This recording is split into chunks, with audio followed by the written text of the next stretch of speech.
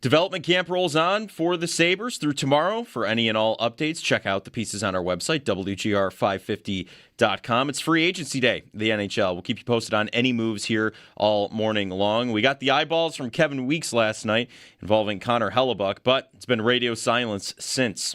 In the World Cup, Norway beat Ivory Coast 2-1. France beat Sweden 3-0. And Mexico beat Ecuador 2-0. Today, England plays the Democratic Republic of Congo at noon. Belgium plays Senegal at 4. And the U.S. men's national team plays Bosnia and Herzegovina tonight at 8. Around the NFL, Texas Tech quarterback Brendan Sorsby will not pursue further litigation against the NFL and will instead focus on his entry into the 2027 NFL Draft. Sports Illustrated's Albert Breer believes Patrick Mahomes, dealing with the knee injury, is trending towards being cleared for 11-on-11 work at the start of training camp. And ESPN's Josh Weinfuss reports Jacoby Brissett looking for a reworked contract that will increase his guaranteed money in 2026. That's your Paddock Chevrolet Sports Update. Paddock Chevrolet with you for the extra mile since 1935. I'm Joe Cali for Western New York's Voice of the Fan, WGR.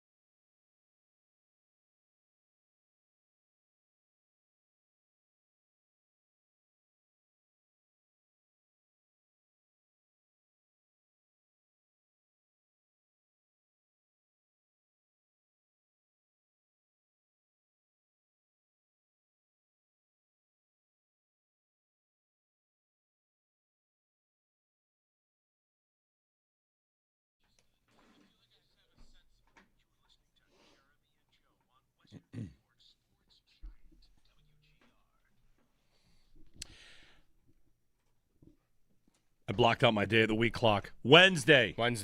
Yeah. Do you ever get up in the morning and think, we're going to do it again? I don't know. We had Tim Wenger just retire/leave, our fearless leader here for many, many years, who had been here for, I don't know, was it 40 years, 30, 20, whatever. As long as I've been here. Long time. Yeah. I heard Greg Balkin's studio yesterday referencing stories of him in the building, which is what? That's 25 years ago? Yeah, I mean, Tim is integral in hiring me however long ago, and he's now departing, so, you know, maybe it's just like the 20 years here. I'm just like, do it again. Another July 1st. Yeah. Happy July 1st, everybody. Yeah, how many of them have been fun? Memorable? Well, you've got Ehrhoff and Leno and Drury and Briere. Those are I said fun. I'm just one of those. At the time, probably was Drury fun. and Briere would have been memorable. Memorable, for sure. The Vanek offer sheet came on maybe like July 3rd. Okay. I should double-check that. They signed I remember where I was when they signed Rob Niedermeyer. Was that on July 1st? Yeah. It was at a driving range. Like, they signed Rob Niedermeyer. Like, it's actually bigger than what they normally do on this day. Yeah. At least it's a name I had heard of at that point. They signed a Poso on July 1st, right? Sure, that sounds right, yeah. I guess we could go back and find if it's the second or the third and yada, yada. But free agency opens up in the NHL today. It's going to be hot as well. Heat advisory. I guess it's going to be the hot day. Yeah. And the heat wave that has already been in is going to get even hotter. So, prepare yourself for that. Heat index up to 104. Yeah, hydrate, stay out of the heat if you can. I was listening to WBEN on the way in, and it's just going to be hot, flat out. There you go. Plan for it. And everyone, of course, will be thinking of ice and hockey. And we also have Team USA playing tonight against Bosnia. The World Cup games continue to deliver in the knockout stage. Just great games again. Mexico won last night, and Mexico... It sets up where it'll be Mexico-England if England gets by Congo. And England having to go to Mexico for that raucous atmosphere is a lot of fun. So England plays Congo today at noon. Belgium, Senegal today. The winner of that game will play the winner of the U.S. Bosnia game. So you've got 3 games in the World Cup and free agency to boot. Are you watching Mexico and like swept up in the whole thing, like wanting to root for them? Absolutely. Like I know that game begins and like it's just at Stadio Azteca. It is just a scene there. Yeah. And then the game starts and they're going 1,000 miles an hour, and I'm just looking at the TV like this is awesome. And they score. The guy scores for like 100-mile-per-hour shot. It's amazing In the top corner. I'm like, how can I not be like excited about that? Yep. Right, like you were about to say the same thing. Maybe like I'm not rooting against them because they have a CONCACAF rivalry with the U.S. Right, It doesn't faze me. Yeah. yeah, like because they played a bunch of Gold Cup final games against each other. They're on the complete other side of the bracket too. They could That only too. meet the U.S. in the final. Right. Yeah, I'm a big soccer fan. Love the World Cup. I don't have any sort of I don't think allegiance against a single country because we're rivals. That I don't have. Right. I really kind of feel like the World Cup for me is more of the collection of players than it is the nation. So I think I'm more likely to root against a team if, in fact, I don't like the player on the team. Okay. And, the guy that I don't like the most is Erling Haaland, and I'm rooting for Norway. Right. So that's all out the window. Is there a villain out there then? Is it? Not for me. Not in this tournament. I think for some it's Ronaldo, but you like Portugal, so Sure, that's not sure. going to be that for you. No. Because he's been getting dunked on by many, like, oh, you can only score against Uzbekistan. Right. But other than No, him, there's nobody. I'm not rooting against England because it'd be funny for them to lose. Diego Costa still play. I'm not rooting against. That guy. Not rooting against France. I'm just nobody. No, Mbappe scores yesterday, and same thing. I'm like, that's awesome. I'm like Rob Lowe in the stands with the NFL hat. Just give me a World Cup hat in the stands, right? Like I'm just here to have a good time. Yeah. And root for the U.S. along the way. And other teams I would have rooted for, I would have rooted for the Netherlands. They're out. I would have rooted for, Sweden. Sure. England. I will root for England. They're all kind of likable. Yeah. Like I'm looking at who played yesterday. Ivory Coast, Sweden, Ecuador, and Mexico. Like I got no Ecuador's enemies. had the coach with the long blonde hair and he had the vibes going. It looked like he just got off the beach going surfing. Yeah. All these teams have something I think that's probably likable about them. It's the world's game, so I'm here to have a good time. If you're a really hardcore U.S. fan, you hate Canada's manager, Jesse March, because he keeps talking about the U.S. That's right. Like Brian Mazurowski down the hall does not like Jesse March at all. So for that, you might root against Canada. One thing we're going to do tonight, you asked me what we're doing for the game. I think we're going to watch the game out in our backyard on our television, and I've been selling the kids, my twins, the 2 older kids, on you want to stay up and watch it, trying to treat it like a special occasion. Do you guys remember the first thing you watched? Like the first big sporting event you watched? My twins are 5, and I'm thinking, I don't know, do I remember watching something when I was 5? Will they remember being 5 years old? When you were 5, that's like what? The not the Stanley Cup run. That's No, that's 01? I'm 4 in 99. Okay, so and I'm aware that I've been told that I watched Game 6, but I don't remember it. Right. Like the first game you ever watched. Because I'm sitting here thinking, maybe this could be a formative moment for them watching, the U.S. and the World Cup, and they're staying up late. Granted, it's not even a school night because it's summer vacation, which is great. So 8 o'clock kick. All right, sure, let's get out there. Let's watch it. We'll sit out there and have a good time. And my son already loves soccer. My daughter, they like watching soccer. Yeah. We watched the France game a little bit. We watched the penalty kicks between Germany and who do they lose to? Paraguay. Yes. Watched those, and my son cried because the game was over. He doesn't want the game to be over. So I'm kind of approaching tonight as maybe the first time they watch something that they remember. They've watched Bills games, they've watched Sabres games, but you know how it works. You don't remember everything. So I know that at any point now, we could be giving them the first game they remember watching, regardless of sport. Do you have one for this? I think I have.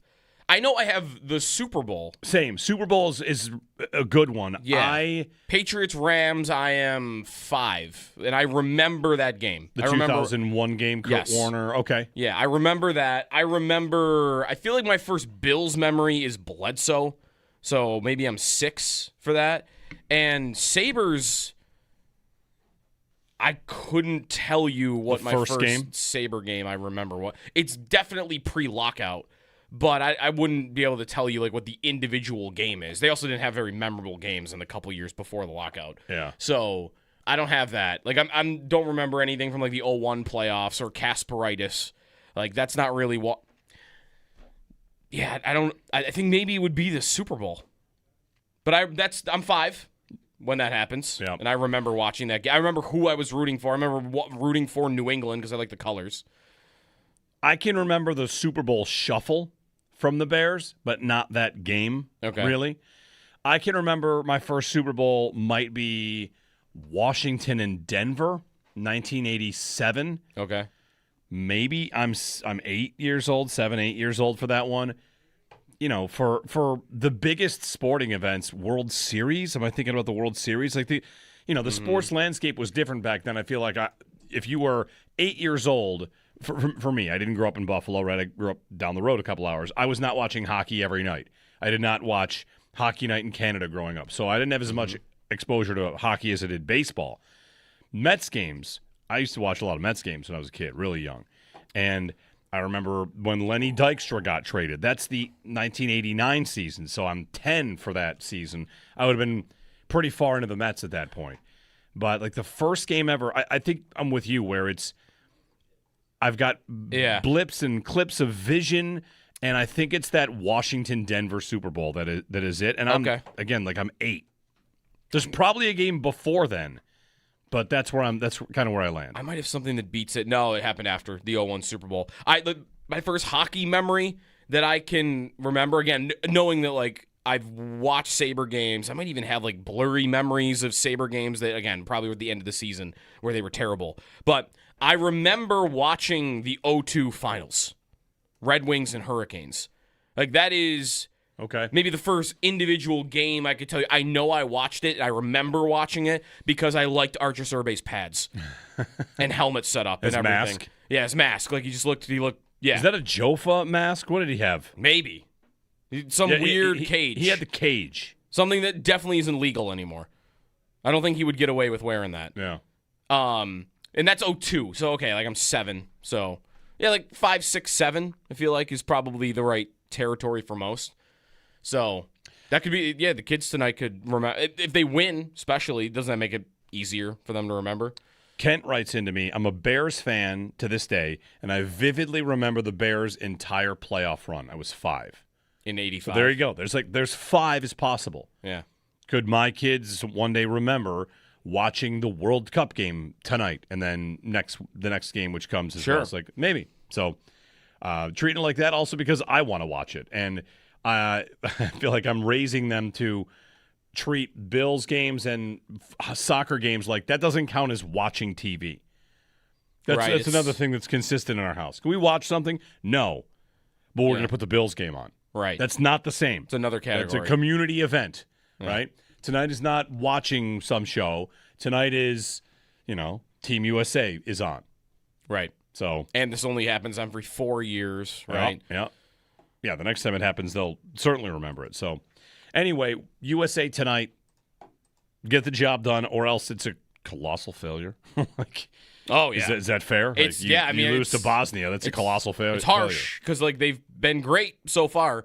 But, yeah, if you lose to Bosnia in the round of 32 and you are the golden generation and you are on home soil and there have been years of buildup to what you're going to do with this tournament, if you go out to Bosnia, that will be absolutely an embarrassment.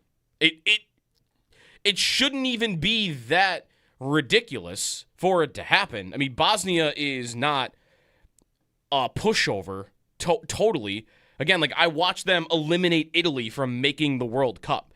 They've got to win in them. But, yeah, the U.S. is the better team. They should win. They're at home. I mean, come on.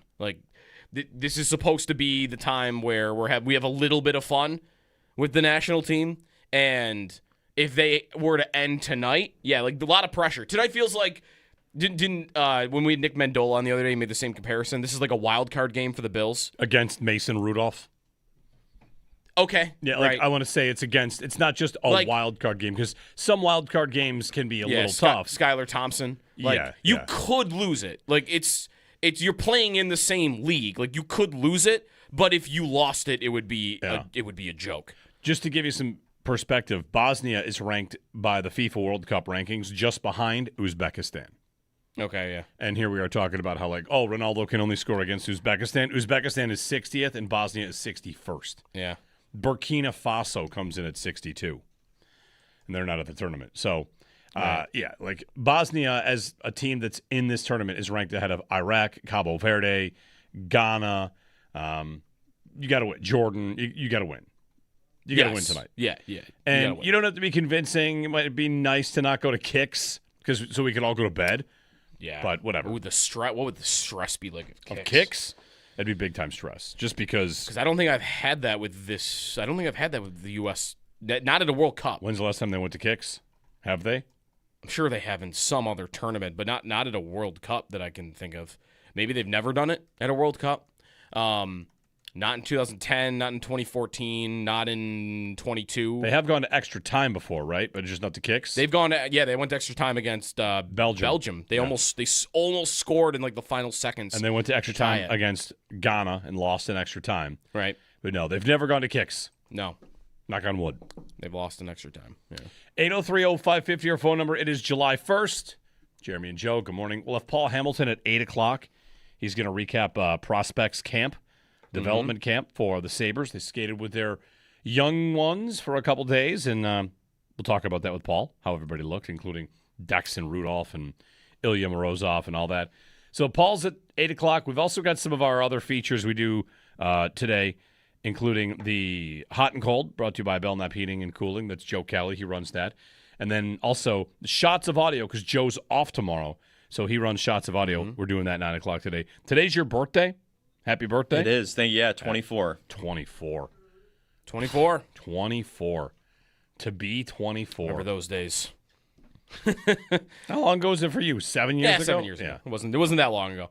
When I was 24, I remember them like vividly because it was not that long ago. I remember 24 because 24 would have been right before I started getting up at 4:30 in the morning every day for the rest of my life because I was not in the mornings at 24. Yeah. I was working at night here at the station. Yeah, 24, the total opposite for me because I'm producing for Chopin Bulldog, which means I was sleeping until like 11 o'clock every single day. Right. And being up till 3 a.m., whether I was going out or staying in. And now here we are. Like regularly waking up.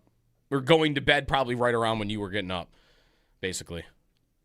So here we are. Which Joe is not doing. No, that's right. No, I'm not, definitely not doing that. Any big plans? Just family and friend celebration. The weekend is normally where things like that occur. But Wednesday. Did I say it was your fiance's birthday recently too? Were you guys like yesterday? Two, look at that. Back-to-back days? Yeah, Back to June back. 30th and July 1st. I can never forget. It's awesome. Back to back. Not bad. All right. You're engaged. I feel like you got to get married away from your birthdays then. Yeah. I mean, you don't have to. Don't take this advice from me, but you want to spread your holidays out a little bit. Yeah, my birthday is 2 days after my anniversary. All right. That's worked well. Yeah, that's good for you. I feel like but I've got the buffer day at least. But for the both of you to have a birthday, that's like a holiday for the two of you already. Right. I would just build in a little bit of a gap to the anniversary. Yeah. Speaking of anniversaries, it is Taylor Swift and Travis Kelce's wedding week. Yeah, and they're getting married at Madison Square Garden and building a castle inside of it. There's a castle being built. Same, Joe. What do you guys got? Yeah, are you gonna be at a castle? You're gonna be KeyBank Center, and you're gonna build some sort of grotto. Yeah, we're gonna do the moat around a special little platform, and nice. close down the entirety of downtown Buffalo, Love just it. like that. Love it. Very good. Very good. I had a moat at my wedding. Right? You did have a moat. At your I had a wedding. moat. Did you really? Yes. Yes. Oh, I was only making a joke because you was watched a a moat. moat at the statues. No, I had a moat. That is that is one of those. Guy. That's a World Cup of Joe level fact. Good protection. Wedding had a moat. Yeah. Wow. Yeah, I that's right. It did. Good protection. Yeah, it was good protection. I mean, we didn't have the high ground, but we were. No, that's right. We were down lower or below all the. There was like the a patrons. small amphitheater leading down to a moat-based. Kind of an island. Yeah. No, not quite, because there was a little peninsula you could walk out to it. That's a moat. You had a moat. I had a moat. Wow. That's cool. I'm all about moats. Right. No moats at the bison statue, but I had one in my wedding. Sneaky Joe moat. There's a castle. Did they end up? They're shutting down Fifth Avenue, 4th of July weekend. Yeah. How did they get away with that? Well, It's Taylor Swift. yeah. I know, but like it's not open to the public, right? That's what wouldn't you?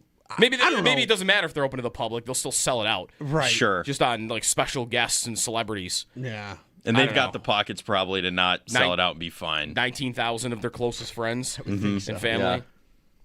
That's your wedding gift. I bought the ticket to your nightmare wedding at MSG. Wouldn't you want to just get married, like not do a giant thing like that if you're Taylor Swift? Like, don't you do enough of that? I want to bet, having done like even I saw the Castle headline. I didn't read the article about it. I've not really read about what is being featured at this wedding yet, but I would guess that's one where like you're gonna have that wedding and then you're gonna have another ceremony, Right. maybe. I don't want to assume that. No idea. Any Bills gonna get invited? I mean, if they have 19,000 of their closest friends and family. Taylor's got to have crossed paths with Haley Haley, Steinfeld at some point, Travis right? likes Josh. They're getting too. invited to the wedding? Right. I mean, it's at MSG. There's a lot of seats in there. Yeah, but they're not putting Josh Allen and Haley Steinfeld in the nosebleeds. Maybe they're not No. going to be 19,000 Are they because having- they're not going to put people up in the 300 level. I feel This like- is a I guess- multi-day event. Oh yeah, It's like an expo. oh yeah. What? I confess. expo. Should I know more about this? I don't know. Yeah, I no, mean, I don't know anything. Just do other some than I know research. where it is. I don't know anything else other than that they're doing it. I didn't know it was this week even. This guess week, I all I guess- knew is they were this week shutting down Fifth Avenue and there's a castle involved. That's it. Wow. And it's in Madison Square Garden. Yeah. That's hardcore. I guess I didn't think about it being at Madison Square Garden for the ability to bring more people in, but I mean, that's what it's there for. Is so they can have that many people? Do they know that many people? I got. yes. It can't just be closest friends and family at that point. But you say like, at some point it becomes obnoxious. No offense to them, to invite literally everybody you know. Right. If you could afford Madison Square Garden for your wedding, yeah. to have it in there and to have your dreams, and how many people would you invite? Right? Like at most wedding venues, the idea is like pick a venue. All right, here's our number. All right, time to get cutting through people that are not going to come. Yeah. And Right. If your goal was to get as many people in there as you could. yeah, if KeyBank Center said you can have it for free, we'll pay for your whole wedding, but you have to invite 10,000 people. Yeah. Could you even do it? People would be getting invites saying, yeah. "What? No, there's no way That we could guy get- invited me?" I mean, you maybe invite your whole high school class that you graduated with. Even that's like a couple hundred maximum. Right. couple and you're- hundred. How many of those I'm invites are just you saying sending? It's a starting point. I mean, come on. Yeah. We're getting rolling here. The wedding is going to come with obviously like incredible security. You're required to sign an NDA to attend this wedding. Oh. A non-disclosure What are we agreement. doing at MSG then? If we're making people sign NDAs, That's a celebrity wedding, though, isn't it? Like Sure. the big Bezos wedding where they like took over all of Venice. Right, but That's like- also Jeff Bezos, though. Yeah, you know, that- like that's. all right. don't know. I know. Like, but she's So this is Up just there. this is Well, just yeah, one of that's those true. bleep you money. I've got bleep you money, so I'm going to spend it on my wedding. Yeah. So hey, all more power to him. Whatever. Stevie Nicks is rumored to perform. All right, it's a good get. That's a pretty good get. good for you. That's pretty good. That's how you get people to come. Like, hey, I know I've only met you one time, but if you want to come to my wedding, it's also a Stevie Nicks concert. Yeah, fair. Right. That's a way to do it. I'm reading that maybe it's only 1,000 people that are going to be at That's the. still a big number. 1,000 guests. Yeah, it is. Okay, that's still a pretty big number. Anyway, all right. Well, happy wedding. Congratulations and best of luck. 8030550. He's playing this year, right? Yes, I think Travis Like, is that Kelce official? is playing this year. Are they no one's holding their breath if he's playing or not? Okay. We should, by the way, speaking of pass catchers, we should get to Bill. Is it Bill Barnwell? Yes. Bill Barnwell's rankings of the pass catching groups in the NFL. Yep. And the Bills' ranking this year, in his opinion, at 29th. 29th. 29th best wide receiver, running back, tight end group in the league. 29th best. That's not good. No, It's very that's bad. not good. That's not good at all. And we can debate whether or not that ranking is absurd if you want, and where they should be.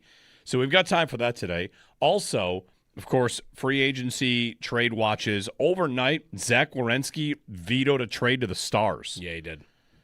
And that's something. Vetoing a trade to one of the teams that's thought of as like, A destination. I'll go there. Yeah. No, he vetoed the Stars. And I guess the talk about Werenski is Tampa, maybe Toronto. Tampa and Toronto, and that he wants to stay in the East. Okay. Wants to stay in the East. Tampa. I wondered when I first saw the Dallas news, if he's close with Robertson, like, is he doing that because he knows he's kind of screwing up Robertson's negotiation here? Yeah. Like, if I say yes to this trade, like, he's trying to get the most money out of Dallas and he wants to stay there. Friedman on him, by the way, last night said, like, arbitration is, like, a real possibility, but maybe that would be it. Because what is staying in the East? You just don't want to travel a lot? Yeah. Because you play in Dallas. That team actually might have, like, the most travel. It'd be very tough. Because they're the furthest away from any other team in the league. Yeah. So that could be why. But that's a rare one. Dallas is the great team in the South with no taxes. Like that, they don't get told no very often. 8030550. Lee lets us know that the Swift-Kelsey wedding is at MSG because there are no windows. Anti-paparazzi event. That makes total sense. That does make sense. Makes total sense. There are no windows in Madison Square Garden. I mean, there would be, but not like outside the you're not gonna theater. You're not gonna area. get any sort of like pictures snuck. All right. Okay. I mean, all right. Makes sense. Yes, it does. Very smart.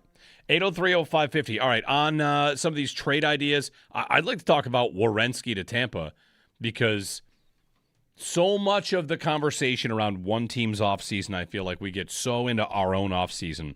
And would you part with Ostlund? Would you part with Hellenius? Would you? And we're trying to find a way to get the Sabres better, and someone will call and say, I think you should kind of slowly let it percolate. And then Tampa goes out and gets Zach Werenski if that happens.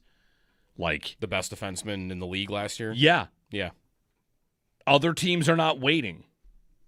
Your offseason is evaluated in context with other off seasons. And here's Tampa that finished 3 points behind you, and they're going to go get Zach Werenski. Well, they have to have all the award winners, of course, down there in That's Tampa. right. That's right. It's a rule. 8030550, we'll get to that. 1-888-550-2550. Also, LeBron, ideas for where he could go. That's a really fun conversation, I think. You know? He's like Yager at this point. You want him to play for your team? Have him play for all the teams.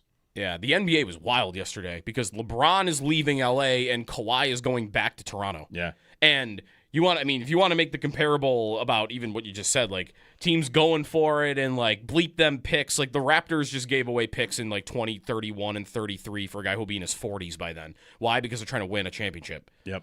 And saying, we don't care if we'll be bad in 5 years. I saw that the Wizards think they might have a shot at LeBron, which would be wild, but why not? Really? Yeah. I did not see the Wizards. They picked first. Let's go get LeBron. There's no way. The Wizards? They're going to try. I mean, but listen, they got Jordan once upon a time, so maybe I shouldn't laugh. That's right. They're going to try. The Wizards. That's why LeBron can't go, because legacy talk about his time. Actually, wait, maybe that's how he beats Jordan. Go to the Wizards and be better. Have with the more Wizards, success with the Wizards. Yeah. Well, the Wizards fans think they have a All right. chance after a 2012 tweet has resurfaced from LeBron James. What is it? After all these years, I still love DC. Always show me so much love back. This is the Sabre fans posting the Ovechkin picture with him wearing Sabre jacket. Like, okay, they're not really in this. It's going to be the Warriors or the Cavaliers, right? It's going to be the one of those two. Or the Heat. Him going back to a place he played already Yeah. is a strong favorite. 8030550. All right. When we return, Owen's got a list of 5 names he's watching in free agency. We'll get you a couple more of those. It is July 1st. It is the NHL's silly season. Maybe it's not money or term that's the silly part anymore. Maybe now it's the no trade clauses, the no movement clauses. Everybody gets them now. And we can give that a conversation too, because there are some that want to see those go away. And could the league actually decide to fight over those at the next CBA? But 5 names from Owen when we get back, and free agency begins. Jeremy and Joe here on WGR.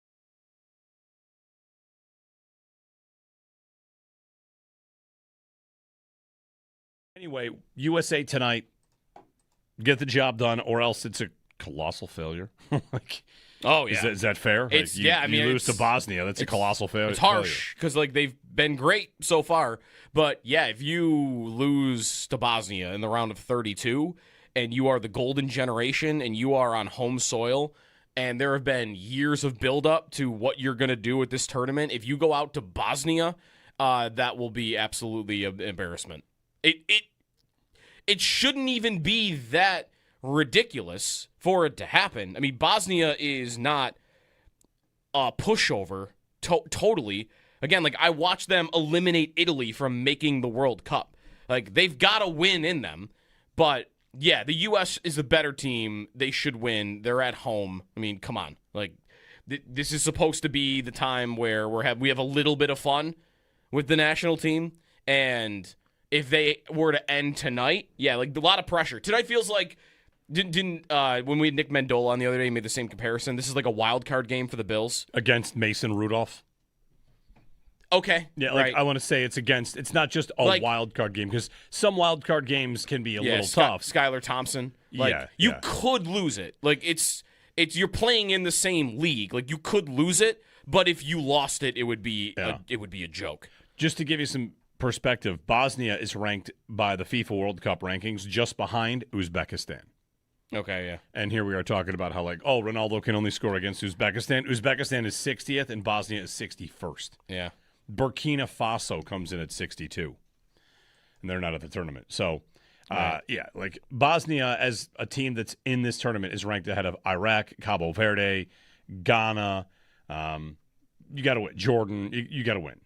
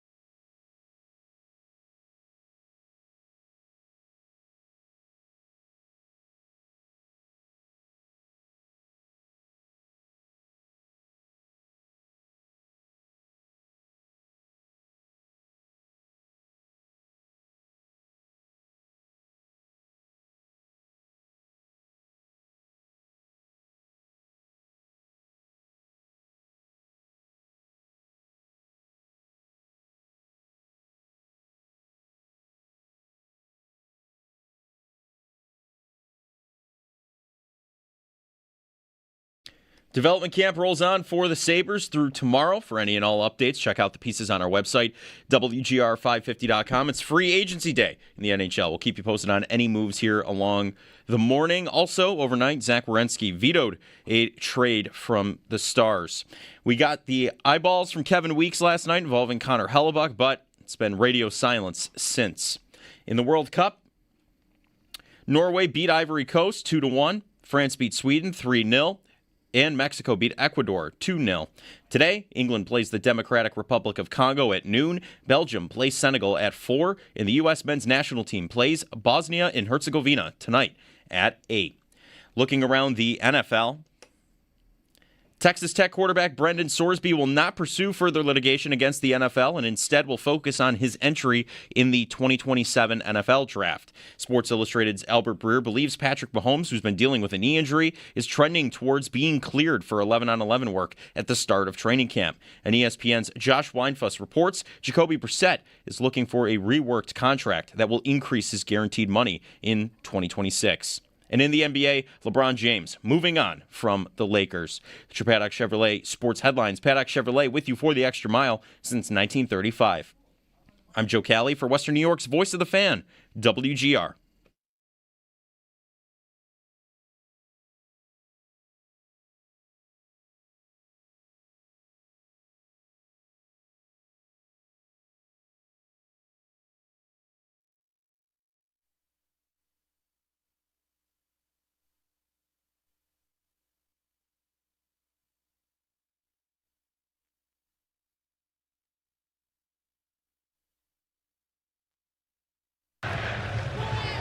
Dembele to Mbappe. Step over from Mbappe. Still Mbappe!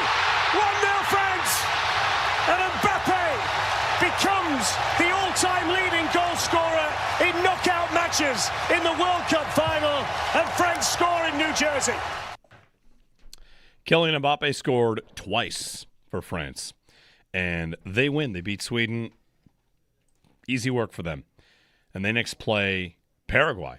Yes. It was supposed to be Germany, but it'll be Paraguay in the second round for France. U.S. plays tonight.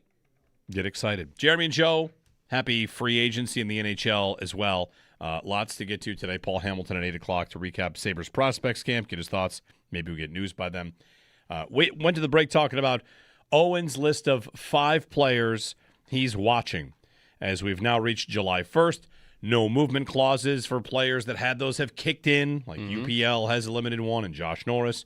But, for some players, it's about complete freedom to move. And guys making it to this point now get to talk to all the teams and sign wherever they want. And, Owen, let's get to your list, which includes one goalie, that's Sergei Bobrovsky. Yes, Sergei Bobrovsky's on there just because I think the Yarmo connection with him in Columbus. I think Bob had some of his best seasons in Columbus with Yarmo, and I think that the Sabres, they've been out there in the goalie market. They've been obviously calling on Hellebuck. UPL's name has been out there, I think, aside from that. And so that makes me think that they're thinking about something in goal, and there's not really that many options out there. I don't know how they would feel about Freddie Anderson, but I know that there's a connection with Bobrovsky. So I had brought Bobrovsky on the list. He had a terrible season last year. So I would be very shy to give Bobrovsky really any kind of long-term deal, and especially the kind of deal that he's asking for, which is like, he's looking for There was a recent Friedman 6 years. Friedman said yesterday that his final ask for Florida was 3 years and $21 million. Yeah. So $7 million a year. Kiprios says that he's asking 6 years, 42. Right. Right. The Marchand deal was the original sort of, he wants this. And to me, that's just really rich for a guy that is at his age. He's 38 years old. Or 37 years old. He's just not a guy that I think I would want to invest in at this stage of where the Sabres are.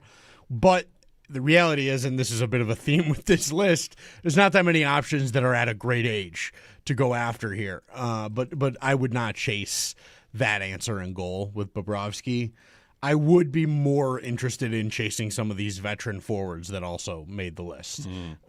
They, to me, represent a far more viable option that might make a little more sense as stopgaps between where the Sabres are now with a bunch of these young guys and like, okay, we don't want to put all of this on them. Let's see what they've got. Let's get a vet in here that will eventually sort of go away. Yeah. So, looking at your list, there's how many? 5 names. Yep. Have you done the average age? I have not done the average, because but I am. I'd like to make a point here about like age of players, and we've gone through the age conversation with talk and the age curve, because NHL free agency is: do you want a guy that's 35? Because that's the game. And there's so much conversation right now. I want to get back to your list in a moment here, but there's so much conversation about no trade clauses and how they're gumming up the works. The NHL's structure as a whole is to blame for a lot of the things that are happening, right? If you wanted to get rid of no trade clauses or you wanted more player movement, there are a couple things you could do. One, get rid of no trade clauses, sure. The other is you could make it so restricted free agency does not exist. Mm-hmm. In the NFL, restricted free agency is like this very small pocket of free agency, and it's not guys that are drafted in the first and the second and the third round. It's, you draft a guy in the first round, you have him for 4 years, maybe a fifth, and that's it. You could franchise tag after that. In the NHL, everybody is yours for like 7 years. Right. Yep. No matter what. The idea of a bridge contract, the idea of this player taking this or that. I'm 22 years old and I'm amazing. What should I do? My only option is to try and squeeze my team for as much money as possible and write my name on the dotted line for $80 million, or continue to take my chances I don't suffer a career-ending injury, right, and getting like smaller deals. Right. So no trade clauses, they exist because these GMs who have total control over these players are thinking like, fine, I'll give you this little nugget. I'll promise I won't trade you. And the trade-off is you'll sign for 8 years and probably get paid less than market value, but the nugget we give you is this no trade clause. Right. Or this list of teams. So I think about the NHL's overall CBA, overall whatever, ecosystem of signing contracts. It is incredibly player restrictive. And people are so mad that these players are getting one thing back in addition to the money. But they get one thing. You can't trade me without my permission. Right. Because before that, you have me for 7 years without my permission. And Columbus is dealing with this right now. And if I want to be traded, I'm only going to give you like 3 teams that I want to go to. Then I'm going to force you into a corner. And that's Detroit with Larkin. Right. Right. And you'd say like, it was Brady Tkachuk. Right. Yeah. And you'd say like, well, those guys signed long-term deals. That's right. They did, because the NHL has them by for 7 years minimum. Right. It's such a long time. It's a system that no matter how bad, like how much you try to put it out of your mind, you get to a point where you're like, I haven't had any control over my career since I was 12. Right. I've been playing and like playing for these coaches and playing for these contracts, and I've never had the ability to just, here, I'm going to do this because I want to do it. Right. I'm going to put my hand up and say, I want to go play in Florida, or I want to go play in Toronto, whatever it is. For whatever reason, you finally get the opportunity to go like, I can control something about this thing. Maybe the closest thing these hockey players have is choosing a college. Exactly. Because, like, think about Daxon Rudolph. He's drafted to Prince Albert. Like, okay, but bam, that's where you play now. Sorry. Unless you go to college. Yep. And then you're drafted by the Buffalo Sabres. Like, that's where you go now. Right. From age, whatever it is, like 15, you're going to be drafted and told where to go unless you spend a year or two at college. Right. When I was in my OHL like draft year, did I want to go play for Sault Ste. Marie? I mean, great organization, no, like peace and love, but no, I did not want to go to Sault Ste. Marie. It sucks. But I got drafted there, and that was where I was going to go if I was going to the OHL, and I had to deal with that. Yeah. And then I had to get drafted in the North American League, and like, did I think I was going to go? I thought I was going to go to Danbury, Connecticut on my draft day in the North American League, and I was excited because I'm close to home. I love New England. This is going to be great. And then they picked a different guy, and I got drafted to Albuquerque, New Mexico. And I had to move across the country. And I was like, well, this sucks. But whatever, I'm going to make the best of this because this is how you eat the stuff where you got to eat the stuff. Yeah, and that's like that's why to me, I do think that the idea. I saw Carlo Koliakovo, our buddy, tweeting about this yesterday. Like, players have it so good right now, talking about all these guys that get no trade clauses, and he's not wrong. But it is after 10 years you finally get some ownership. Right. It's so good compared to what they used to accept, which was just they never got any ownership over any part of their career. Right. And it was basically you get UFA if you get there, and that's your chance. And now guys are like, well, we've got one more lever to pull now. And so, as frustrating as it may be, and like, listen, we went through it here. Jack did it.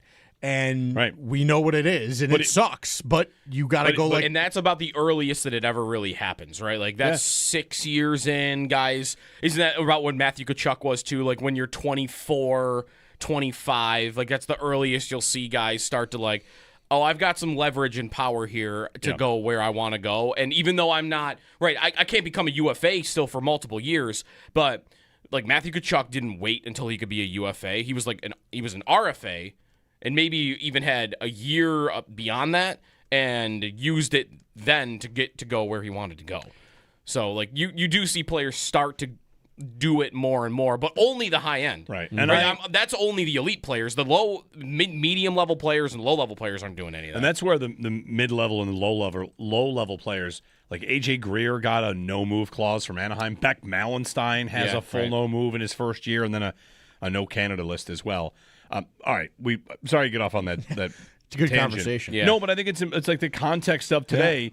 I don't think personally you should be in any sort of spot where like screw these players. They want all these rights. Like they never have them until they finally exercise them. So Exactly. And I said the other day to you when we were talking about this, well, these players, I even got there in my head of like, these guys are being babies, but like, yeah, but kind of no. Yeah. Like they're just they're trying to do the thing that they have never had the chance to do. they're trying to make choices in their career. All right, Right. we got to exactly one name on your list. We'll get deeper. We We got got more. the other. We got the goalie. There's a couple forwards. The next four are forwards, All right? forwards. Yeah, I all think right. they're done on D. So. All right. Yeah, they probably are. And one of these names I think we should watch, and one of these names we're going to be told to watch, and the other one I think we should watch. We'll explain which two they are. Jeremy and Joe Kelly's birthday, Owen Parker here as well. Come hang with us here on WGR.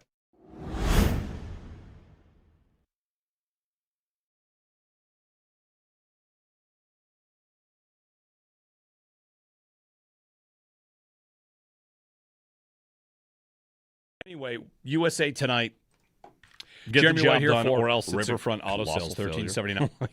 Oh yeah, Is that fair? It's- you, yeah, I mean, you lose to it's- Bosnia. That's a colossal failure. it's harsh because like they've been great so far, but yeah, if you lose to Bosnia in the round of 32 and you are the golden generation and you are on home soil and there have been years of buildup to what you're going to do with this tournament, if you go out to Bosnia, that will be absolutely an embarrassment. It shouldn't even be that ridiculous for it to happen. I mean, Bosnia is not a pushover totally. Again, like I watched them eliminate Italy from making the World Cup. Like they've got a win in them, but yeah, the U.S. is a better team. They should win. They're at home. I mean, come on. Like this is supposed to be the time where we have a little bit of fun with the national team, and if they were to end tonight, yeah, like a lot of pressure. Tonight feels like didn't when we had Nick Mendola on the other day, he made the same comparison. This is like a wild card game for the Bills. against Mason Rudolph. Okay, Yeah, like right. I want to say it's not just a Like- wild card game because some wild card games can be a little tough. Skylar Thompson. Like Yeah, you yeah. could lose it. Like it's you're playing in the same league. Like you could lose it, but if you lost it, it would be a joke. Just to give you some perspective, Bosnia is ranked by the FIFA World Cup rankings just behind Uzbekistan. Okay, yeah. And here we are talking about how Ronaldo can only score against Uzbekistan. Uzbekistan is 60th and Bosnia is 61st. Yeah. Burkina Faso comes in at 62, and they're not at the tournament. So, like Bosnia as a team that's in this tournament is ranked ahead of Iraq, Cabo Verde, Ghana. You got to win. Jordan, you got to win.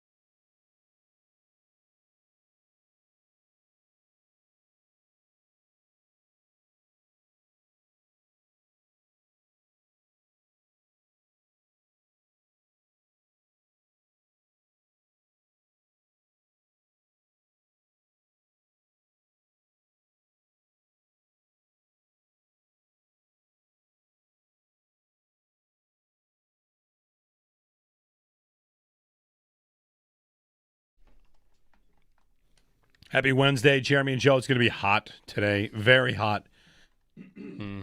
Heat index up over 100, hot and humid. Can I give you a stat of the day that I saw from? It's just a quick football note, and then I want to get to the 5 free agents Owen's watching. We'll also get into our Belknap heating and cooling, hot and cold takes coming up next segment. But first, the stat of the day, and I'm going to I'm not changing any number here. I'm just going to present it in a different way. Okay. Okay. Ryan Paganetti, NFL analyst, former Eagles, Jaguars, Raiders, league-wide research, analytics, football guy. Okay. The NFL's field goal environment and how much it has changed.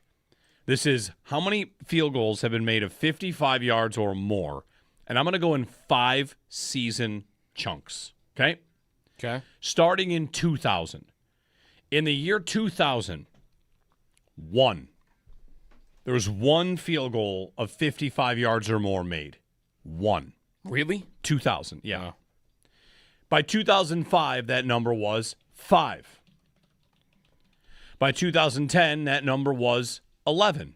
We're seeing a growth. 1, 5, 11. 2015, that number was 14. Okay. 1, 5, 11, 14. 2020, that number is 26. 1, 5, 11, 14, 26. 2025, that number is 74. Jeez. 1, 5, 11, 14, 26, 74. Wow. Yeah. And what you see is if you do it year by year, it's a consistent climb. But the K-ball process got changed, and he writes, TrackMan Research, that's like the golf simulator that, TrackMan Research suggests the new K-ball in kicking increases max field goal distance by 4 to 6 yards, which of course changes what field goal range is and changes end of game strategy as well. But yeah, Wow. 74 kicks of 55 yards or more in the regular season and playoffs last year. I had a stat of the day, and I was not expecting it to be beaten, but I think that might beat it. Mine's a World Cup stat. Yeah? Want it real quick? Yeah. Sam Monson tweeted this out. There are 7 sets of brothers at the World Cup, and only 3 of them play for the same country. That's pretty good. That's funny. The other 4 play for different teams. And I think it's Netherlands and Ghana. It's the first time a set of brothers have scored for different teams at the same World Cup. My best bet for today for you is to take the England-Congo under. England-Congo Take under. take under 1.5. Yeah. That's my best bet. Congo is actually very good defensively, and England has not been great finishing in this tournament. And they're running into a tough defensive team here in the Congo. So, there you go. I have not had a lot of success, but Congo plus 950 today to advance. England is going to be in one of those spots where every 10 minutes that go by and the game is still 0-0, Yeah. they start to freak out. Also known as Right. Arsenal. See, The whole year, this year, against every team they played. an upset would be like huge, and it would be even funny in some ways. But I want England-Mexico in the next round. Yes. I really want that game. England at Mexico in the next round. 803-0550. All right, 4 free agent forward ideas and our Belknap Heating and Cooling hot and cold from Joe Kelly. Both coming up next segment here on WGR.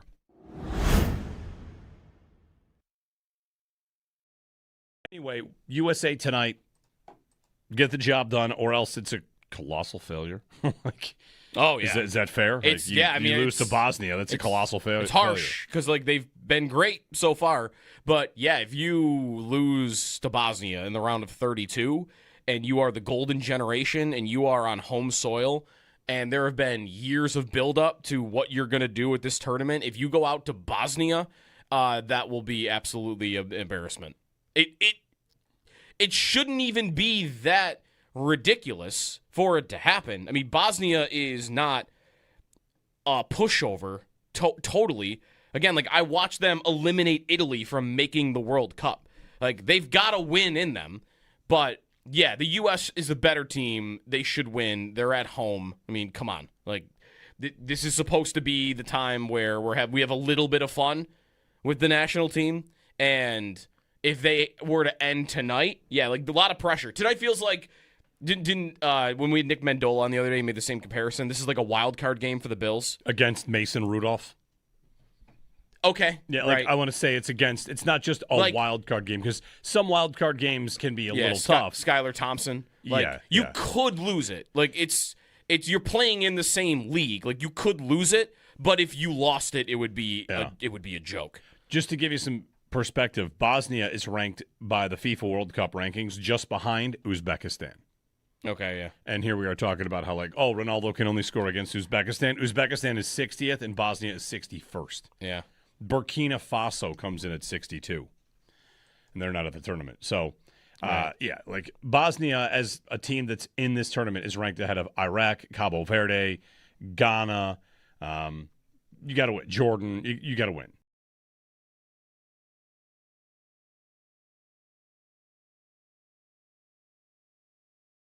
And Owen, let's get to your list, which includes one goalie, that's Sergei Bobrovsky. Yes, Sergei Bobrovsky's on there just because I think the Yarmo connection with him in Columbus. I think Bob had some of his best seasons in Columbus with Yarmo, and I think that the Sabres, they've been out there in the goalie market.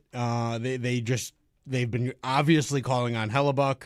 UPL's name has been out there, I think, aside from that. And so that makes me think that they're thinking about something in goal, and there's not really that many options out there. I don't know how they would feel about Freddie Anderson, but I know that there's a connection with Bobrovsky. So I had brought Bobrovsky on the list. He had a terrible season last year. So I would be very shy to give Bobrovsky really any kind of long-term deal, and especially the kind of deal that he's asking for, which is he's looking for there was a recent years. Friedman said yesterday that his final ask for Florida was 3 years and $21 million. Yeah. So $7 million a year. Kyprios says that he's asking 6 years, 42. Right. The Marchand deal was the original sort of, he wants this. And to me, that's just really rich for a guy that is at his age. He's 38 years old. Or 37 years old. He's just not a guy that I think I would want to invest in at this stage of where the Sabres are. But the reality is, and this is a bit of a theme with this list, there's not that many options that are at a great age to go after here. But I would not chase that answer in goal with Bobrovsky. I would be more interested in chasing some of these veteran forwards that also made the list.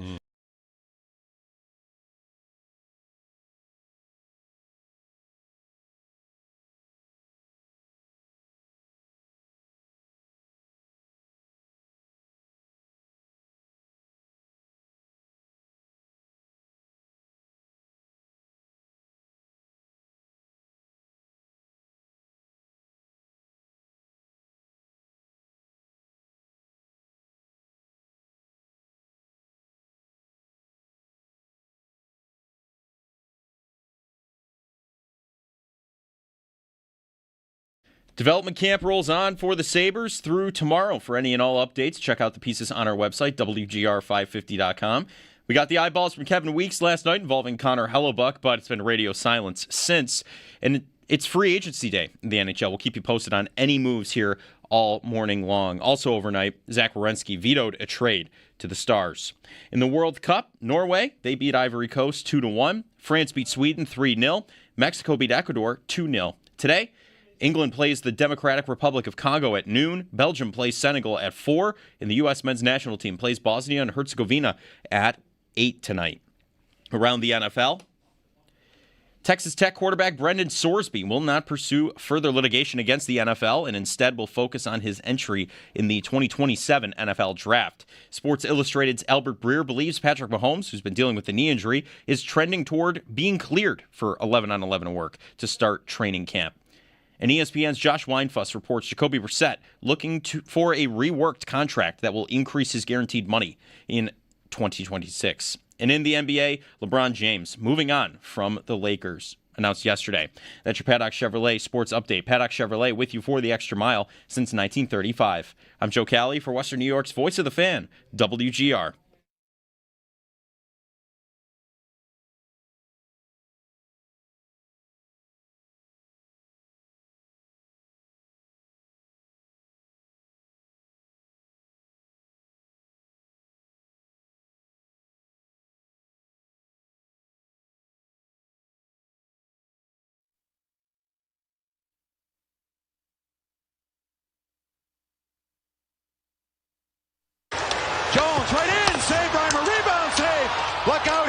this. Wide open. Look at this. From center ice. It's Patrick Kane in Chicago. Oh my God. Kane with the overtime winner. The Red Wings win it 3-2. The story is complete. He's on the list. July 1st, free agency in the NHL opens up. Good morning, everybody. Jeremy and Joe. And we've talked a little bit about trade ideas, maybe a lot about trade ideas. Got some Bills chatter for you a little bit later today. But for now, we're going to run through some forward ideas for the Sabres in free agency. Good morning. Enjoy the World Cup. Team USA plays tonight. Stay cool. It's going to be 100 degrees. Here come takes about hockey players. Like this. Yes. We'll cool ourselves off with that. All right. So Owen, he's running the feed here for you on our YouTube stream. And Owen tweeted out a little bit ago that he's keeping his eye on 5 names. The first was Bobrovsky in goal. And the next are 4 forwards, older veteran forwards they could add to this group. We'll get to this group. Is there an idea we like the most? If you want to throw something at us, 803-0550 is the phone number. You can do that. So let's get to your 4 names at forward that will hit the market, that could hit the market, and it's open, whatever. They're free agents now, all these names that you're going to get to. And I might add one in as well. So let's have it. Yeah, all right. Well, let's start with the guy that Joe Kelly brought us into the segment with, Patrick Kane. I mean, this is one that I think we have all sort of always thought about, Patrick Kane coming home to Buffalo. It's a tradition like the Bills are expected to draft a running back in the first round. It's exactly that. Whether or not it's true, it's going to get consistently mentioned. Exactly. And now I think this is about as close to real as it has ever been and ever likely will be. This is probably the last contract Kane will sign, and so this is the last chance. I do think that he's attractive as a power play weapon. I think he was productive last year in producing and driving play, dishing the puck around. He is still all world at that. He is not the same. He doesn't have the same mobility that he used to maybe, and the defensive things have always been there with him. He's not exactly a stalwart back in his own end, but he is still a brilliant offensive mind, and in a spot that the Sabres could likely use a little bit of help. I mean, we said it yesterday. He would not have been low on the list of scorers this year for the Sabres, and they've got to replace Tuck if they're not going to just lean on purely the kids to do it, which I think at this point, unless you're making a big move elsewhere, which is really just in goal, you probably want to bring in a forward here. And so I think Kane is a viable offensive-minded option for that. I think the theme with this list for me is like, what do they think they need to replace about Tuck? Is it how much he scored, or is it how much he sort of impacted the game as a penalty killer, defensively, speed? Is it the goals? Like what are you looking to replace here? So if you're thinking we need to replace the points, I think Kane is a way to do that. Yeah. I think Mason Marchment is the next guy on my list. I think he is another interesting name here. He's 31. He's a little younger on this roster here that I'm bringing. I like this idea. He had a good year last year.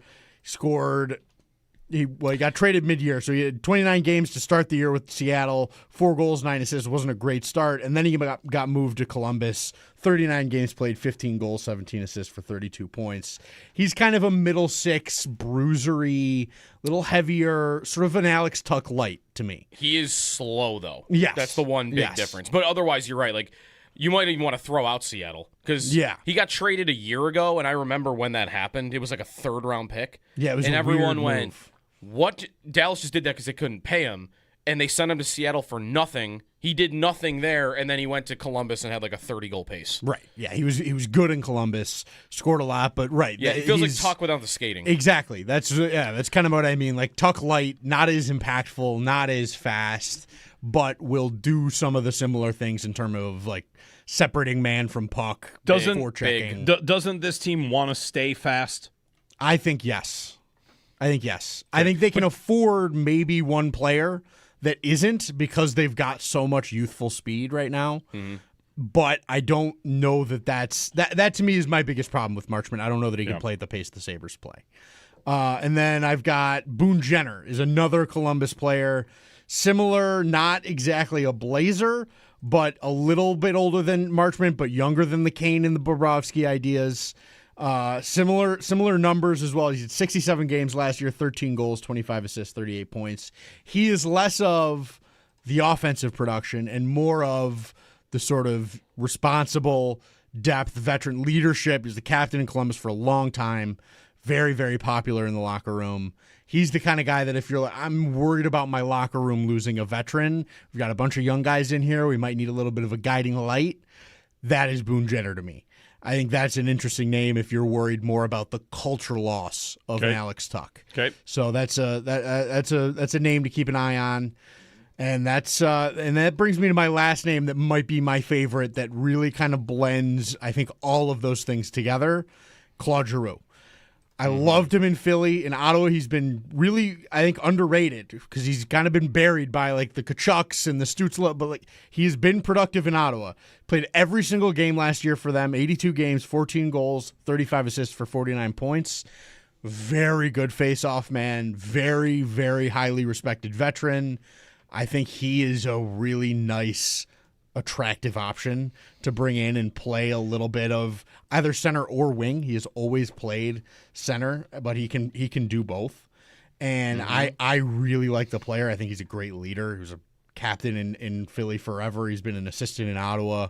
Another guy that could, supplement a little bit of maybe your leadership loss of an Alex Tuch. I love the Giroux idea. Same. I think he fits both specific needs the Sabres would have. Yep. Power play and faceoffs. Yep. He's going to be my setup guy and zone entry guy on the power play. He's the best. He's been number one in the NHL in faceoffs last year and the year before that. And he's always been a good faceoff guy.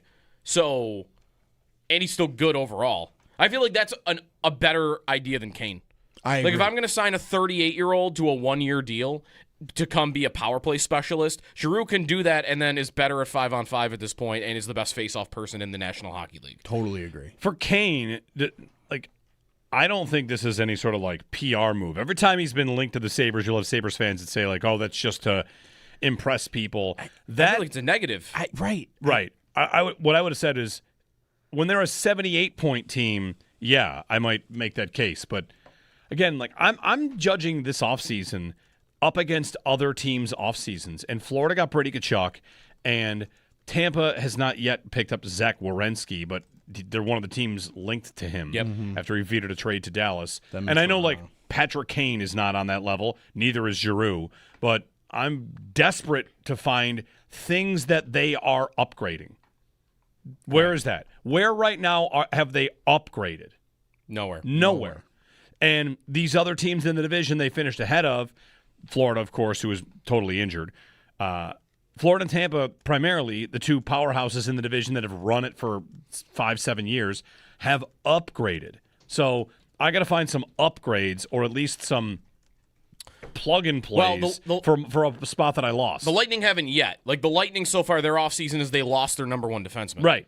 Darren Radish. But if they replace that with Werenski, then yes. they've upgraded. Now they're going to get Hedman back at some point. Hedman was gone for them too. But the questionable. Yeah. Okay. I want to reserve. Still, yeah. I want to reserve that on Tampa until they do it. They've been connected to Werenski as much as the Sabres have been connected to Hellebuck. Right. So far, neither team has made that move. But I do think right now that the way it feels, or to me, it feels like they're more likely to get Werenski than the Sabres are to get Hellebuck. The fact that this went past the UPL can now list his no move. Doesn't that make the Hellebuck move that much more difficult? Is that now or is that noon for him? Okay, noon. Ooh, good question. I don't know. Good to know. I think maybe the league it's year noon. starts at noon, so I think it's probably noon. Probably 12 o'clock. Yeah. Is when that kicks in. My question with Tampa and Werenski is, I don't know, what are they trading? Everybody there has no moves. Everybody. And they've got, yeah. What are they going to do? Picks? That was the question that I think Pierre LeBrun had last night about them, which is both the teams that he wants to go to, what are they trading? Right. They might not have Toronto the could pieces. do Nyes. That could... Yep. They could do Nyes plus, and that'll get it done. I don't know that Tampa's got what are they going to do? Trade you what are you doing? They've got a bunch of guys on no moves, and who wants to go nobody to wants to leave Tampa to go to Columbus. Right. Good luck convincing whoever Braden Point to go. I'll go. Good luck, man. Moser is the one guy that doesn't have trade protection, Sure, but Moser, but that's not enough. A joke compared to Harley, who was reportedly in the Dallas deal. Right. That's a half of that player. And they don't have their first-round pick next year. Nope. Not that that's that valuable anyway, because it'll be late. Right. And they've got, like, maybe Coleman is a guy. Listen, if he wants to be East, why aren't the Sabres just going to jump in on that? Because there's only going to be 2 teams he wants to go to? And if the list is that short, I'm not going to be on it? But, Right. like, shouldn't I be in on that? If he wants to stay in the East, and Tampa can't do it because they don't have enough, and Columbus wants pieces for right now. You're going to do Power in Osland for I Werenski? don't know if I want to do Power. I don't think you're getting him without doing Power. Will They're they gonna want a D. will they do Power straight up? No. They wouldn't do Harley straight up. Well, they're Harley's- not necessarily in a position of strength. Sure. They can't get Harley straight Right, up. right. So that doesn't matter to me anymore. It's, well, do you want Mosier or do you want Morgan Riley or do you want, Yeah. like, you can't say no to that. I mean, if you could get it to Power for Werenski, you'd have to say yes. You have to do that. But, like, what that player is unbelievable. And He's awesome. I mean, Jeremy, steal him from a division rival that's going to get him. Right. We talked about it over the weekend, or maybe it was the 100 holes. Those are the 100 holes we were talking about getting Like, Werenski, yeah. what would that would make them into the best decor that's ever been in the league? I compared it the other day to Niedermeyer and Pronger. Right. Like, Right. You're going to go be the 07 Ducks if you do that. Like, that would be absurd. Yeah. And we heard Lindy talk about play to your strengths, find your strength, get stronger at your strengths. What was the strength last year? It was their D could do whatever they wanted. Yep. And you bring in Werenski, even if you're subbing him in for Power, and I love Power, you guys know. Okay, real question here. Is this idea dead and buried because of what Bo Byram just went through? And what I mean is Byram wants to be the guy on a team. Can Dahlin and Werenski both be on a team, or would Werenski not want to do that? Because he's like, I'm not going to a team that has a different Norris guy. I'm a Norris guy. I'm going to go somewhere where I'm the kingpin. He is but he has the trophy. I understand. So, yeah. I don't want to go compete for that. Not that Well- they're just out for a Norris trophy, but again, Byram, for 3 years, we've been hearing he wants the opportunity to be the guy that logs the most minutes. He's Yeah. the guy. And the Sabres have the guy. True. Right. I guess what you're Power gonna, and Samuelson slot in perfectly behind a guy like Dahlin. Yeah. And would the best defenseman in hockey be like, yeah, let's do that?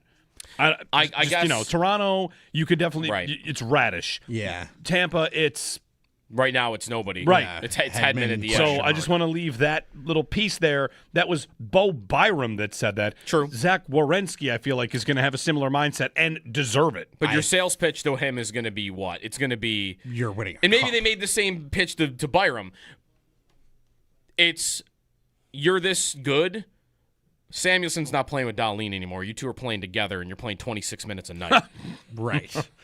Like Right. that's you're how I both- get around it. It's you're both your co-number ones, and you're both playing on the number one pair together, and you're going to have the puck 99.9% of the time. And you're both play on the first power play unit and score a million right. goals. Like that's the other thing. Like I'm guess what I'm doing now? I'm playing with 2 defensemen on the number one power play unit because you're both that good. Yeah. So I could work around that.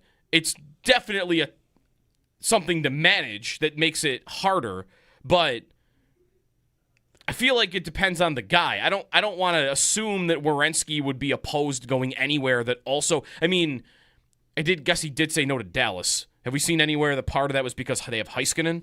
I think it was he wants to stay east. Okay, That's that the was more of report, it? was that he wants to be east. If he would be okay with joining up as a super team style blue line, then Yeah, you do that. yeah, I could get enough. I can get him enough ice time. He's going to play 26 minutes a night here. Yeah. Play him with Dahlin. I don't think they need him. They don't need a defenseman. No. But if I'm trying to win the cup and I'm trying to get better, you can't argue that if they found a way to get him, that he wouldn't make them better. Right, yeah. Of course he would. Oh, yeah. 803-0550, our number, 1-888-550-2550. Some free agent ideas heading to, July 1st, which is today. And we'll start to get some signings around the league today. Maybe the Sabres could be in on Claude Giroux. One other name you did mention in your list of 5, Anders Lee. Want to mention him. Another former captain. Islanders Well, guy. I guess technically current captain Yeah, and until he's 12 o'clock. going to hit the market. He's 35. He's had a down year last year, but he's big, above average skater, and he's going to play on the wing if you get him. So That's like a fine idea. Yeah. One other name that I'll throw in there, by the way, that played against the Sabres in the playoffs and I thought looked pretty good doing it was Victor Arvidsson. He turned down, though, 2 years, $5 million per from Boston. So you've got to do better than 2 years, $5 million per year. But he scored 25 last year, and was it game 2 he scored twice against the Sabres? He had a breakaway goal, and then he scored the goal, I think, that got Luukkonen pulled at the beginning of the third. He beat him like top corner. Arvidsson's probably leaving, but again, you got to give him better than 2 years, $5 million per if you want him. He was good in the Boston series. Yeah. He was very good. He's kind of like Zucker, another Zucker, I guess. Yeah. He also fits the speed thing. Like that guy can fly. Definitely. And scores. 803-0550 to join us on that. Paul Hamilton at 8 o'clock on Sabres development camp. His thoughts as we head to free agency as well. Joe Kelly, the birthday boy. I'm gonna go and check some of your birthday buddies here while you get us started for our Belknap Heating. July Hot 1st and birthday. cold. July 1 birthdays. I know Dan Aykroyd's one. Ghostbuster. That's your first one you're going to. Yeah. You don't like that as a leadoff? It's fine. Dan no. Aykroyd's pretty good. Zelensky and Tommy Boy. Yeah. I don't know. It's not. What's- it's not all what's- that I want to impressive. say that is not the number one thing that Dan Aykroyd is getting referenced for is Zelensky. No. What was he ever like the main character? Was he ever like a standalone Yes. Movie guy. main character in a movie? I wanna He was say always yes. either a partner I've got or in Ghostbusters, I guess, part I of the mean, trio. at this point, we're getting into a sports take where a guy had another good actor in the That's movie. what I mean. You know, never Like had he his never own team. carried a movie by himself. Yeah, exactly. Right. Needed to team up. I'll tell you the number one birthday. All right, this is our first hot or cold. Hot or cold. Dan Aykroyd could not carry a movie by himself. Exactly. Yeah. Oh. More Pippin than Jordan. That Dan Aykroyd. Who's the modern Dan Aykroyd like that? Who's the guy that's always tagging along? Ooh, Were you about to say Chalamet? You know, you're going to say John C. Riley is who you're going to say. Oh, okay, good. Who's I was not about to say Chalamet. Who? John C. John C. Oh yeah, Reilly? definitely. That's a good one. That's actually perfect. Yeah, they're Better- 100% Kevin Better- Hart. No. No, he no, does too terrible. much solo stuff. You want to know your number one shared celebrity birthday?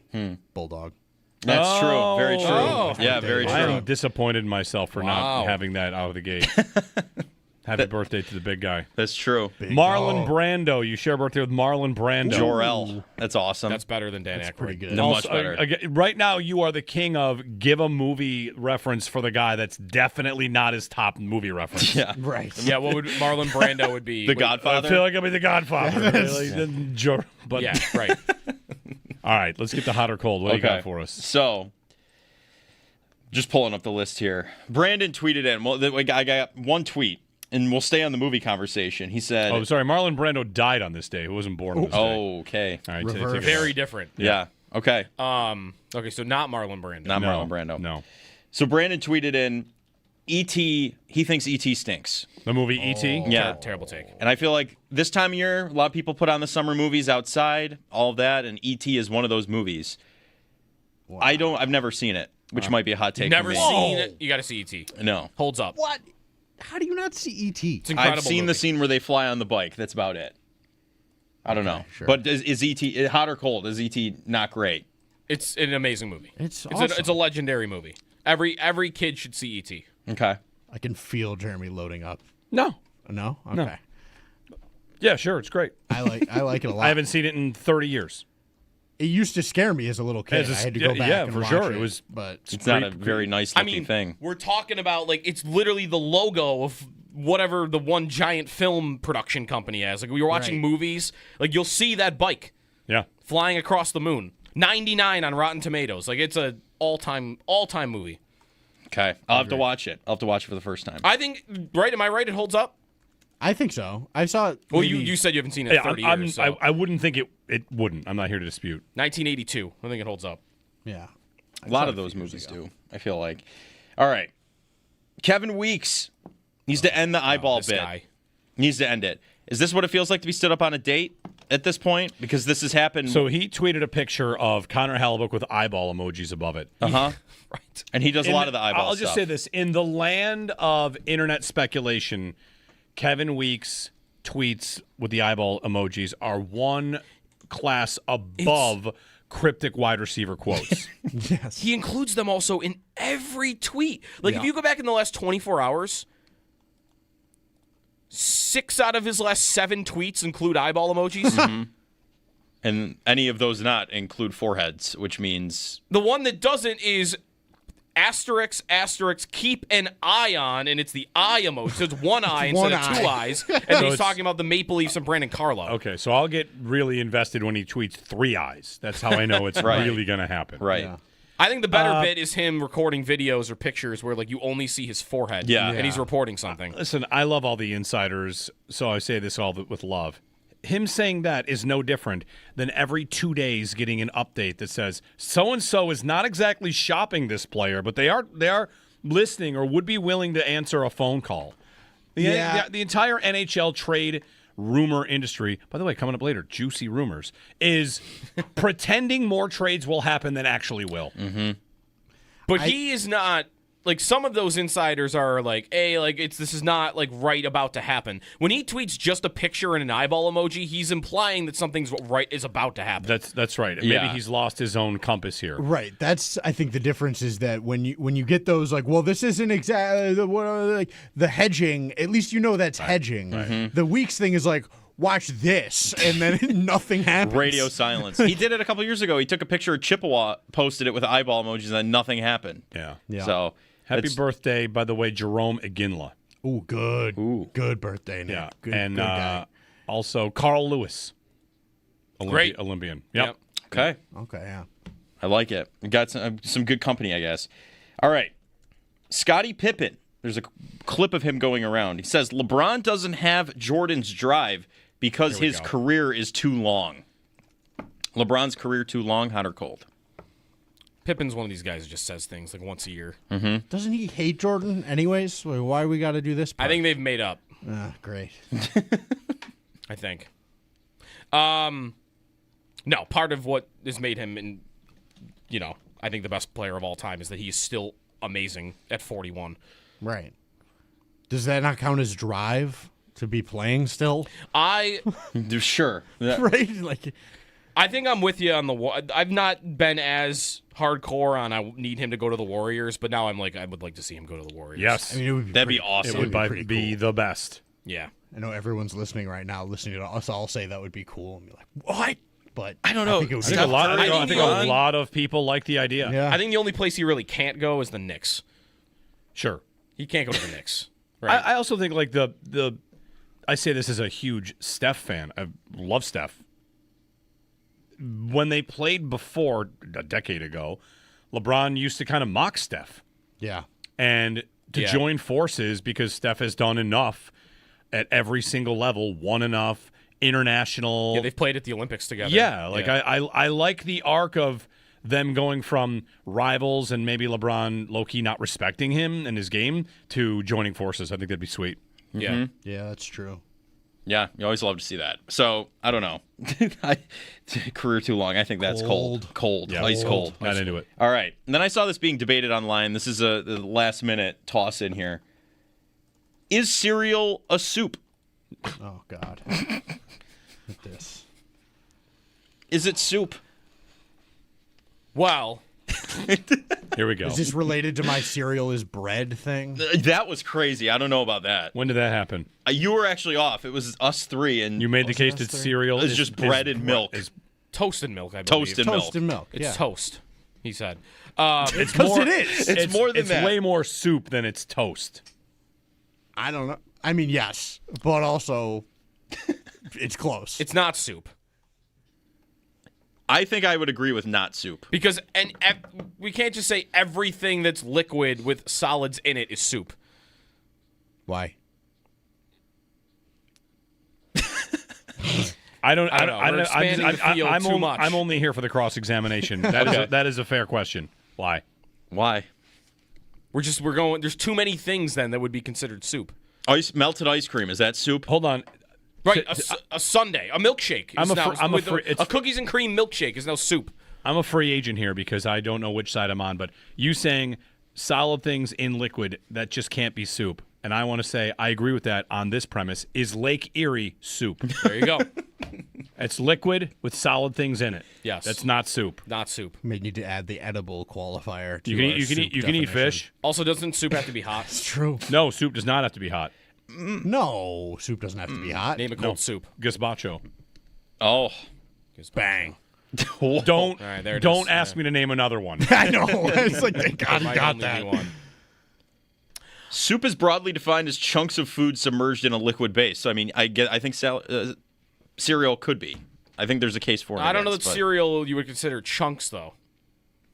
a Cheerio is a chunk of grain. Realistically, of No one toast. would ever a chunk refer of to a toast. piece of cereal as a chunk. I bet too there's small. a cereal called Chunks. There probably is. I mean, No there's way. a cereal that I has bet you there bunches is. in it's a bunch and a chunk, the Honey same bunches thing. of okay, so maybe there's one cereal that could be considered a chunk because honey bunches of oats. There's chunks of oats in there. Absolutely, those are chunks. Yeah, that's right. yeah, I don't know. I think it's a soup. Why can't you call them chunks? Yeah, isn't it a piece like yeah. it's a synonym, is it not? If I'm sitting down for breakfast and I'm got a bowl of cereal and someone asks, "Oh, what are you eating?" and I answer soup. Here's okay. Good point in the chat from Relieved Bigfoot. Doesn't soup have to have a broth? Maybe there's your definition on soup. Broth. I mean, there needs to be a broth involved. Well, in this, Tomato soup is that a broth? Tomato. I mean, in this scenario, the milk is the broth. Yeah, but no, broth is like an actual thing. Like No, broth is. Broth is the byproduct of making a soup. yeah, that might be. You know, just No, Maybe we No, need a it's broth. not. because you can use broth definition in now. a lot Okay. of different things. Broth is a savory liquid made by simmering meat bones and vegetables in water. That's what, Okay, like, okay, broccoli- It's a liquid that comes from like cooking meat. Sure. Okay, broccoli cheddar soup. How's that broth? That's a really good question here. Yeah, that's see, it's a bowl of dairy with chunks in it. That's what cereal is. That's what broccoli cheddar soup is. So maybe I would sooner say that's a cereal before I would include cereals. And, Whoa, broccoli soup. cheddar cereal. Yeah. man. We are complicated beings. Oh man. Paul Hamilton at 8 o'clock. This has been Hot and Cold, brought to you by Belknap Heating. For more comfort and less ka-ching, give Belknap a ring. I don't know if Belknap signed up for this. Like, these guys are talking about broccoli cheddar soup. And I like that we all agree that Lake Erie is not a soup. That's where we found some common ground. We drew a line. Yep. 803-0550. Free agency in the NHL begins today. Paul Hamilton at 8 o'clock. I got a Bills comment for you later. When we get back, there is a feature of the Bills offense last year that I think universally we could say 100 out of 100 people would like to see disappear next year. We'll get to that next.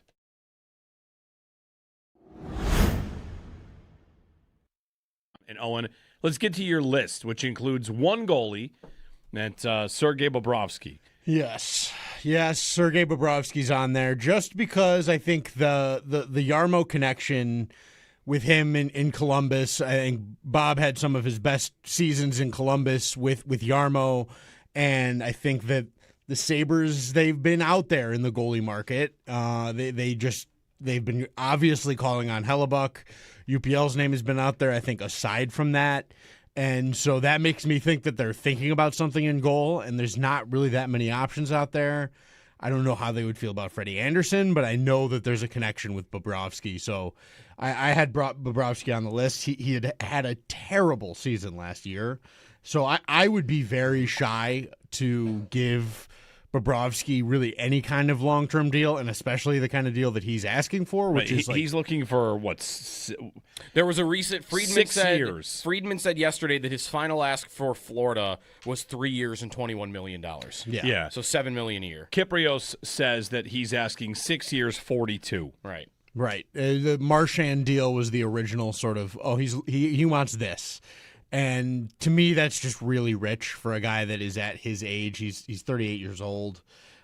He's just, or 37 years old. He's just not a guy that I think I would want to invest in at this stage of where the Sabres are.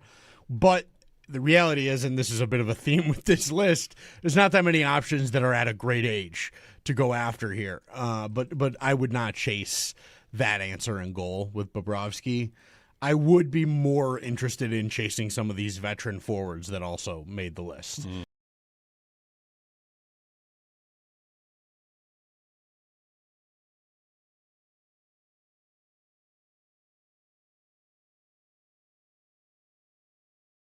Think about the NHL's overall CBA, overall whatever ecosystem of signing contracts.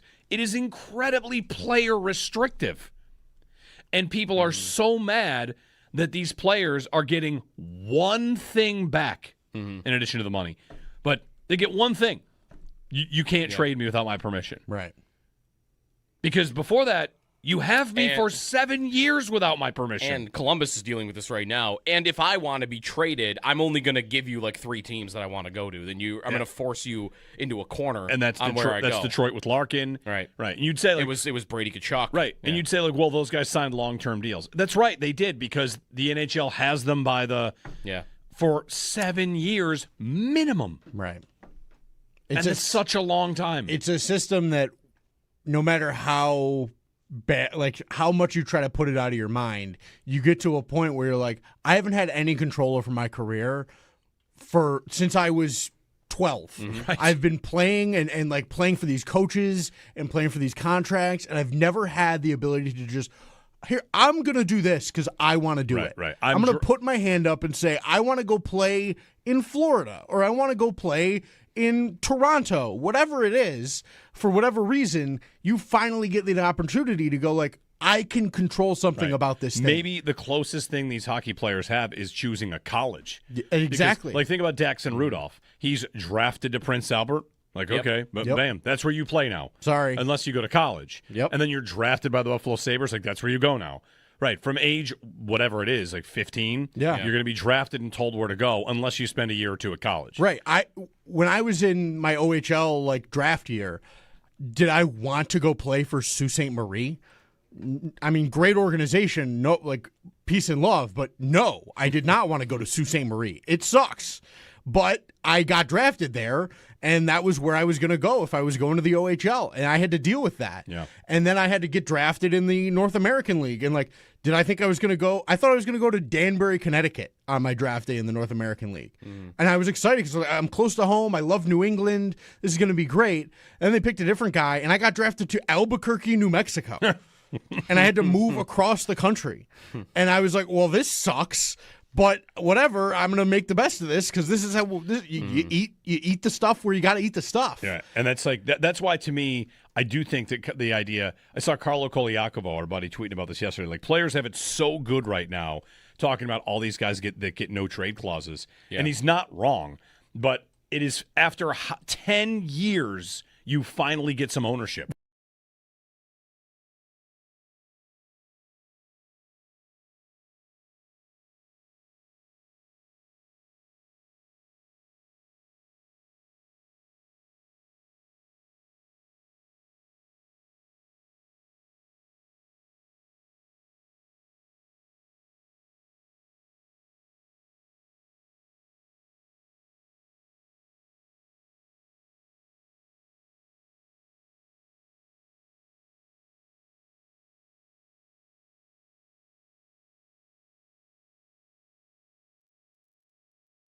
Development camp rolls on for the Sabres through tomorrow. For any and all updates, check out the pieces on our website, WGR550.com.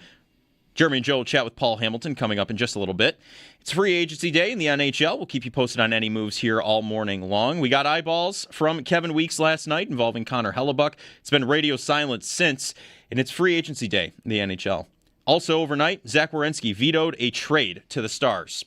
In the World Cup, Norway beat Ivory Coast 2-1, France beat Sweden 3-0, and Mexico beat Ecuador 2-0. Today, England plays the Democratic Republic of Congo at noon, Belgium plays Senegal at 4, and the U.S. men's national team plays Bosnia and Herzegovina tonight at 8. Around the NFL, Texas Tech quarterback Brendan Sorsby will not pursue further litigation against the NFL and instead will focus on his entry into the 2027 NFL Draft. Sports Illustrated's Albert Breer believes Patrick Mahomes, dealing with a knee injury, is trending toward being cleared for 11-on-11 work at the start of training camp. And ESPN's Josh Weinfuss reports Jacoby Brissett looking for a reworked contract that'll increase his guaranteed money this season. And in the NBA, LeBron James, moving on from the Lakers, announced yesterday. That's your Paddock Chevrolet Sports Headlines. Paddock Chevrolet, with you for the extra mile since 1935. I'm Joe Cali for Western New York's Voice of the Fan, WGR.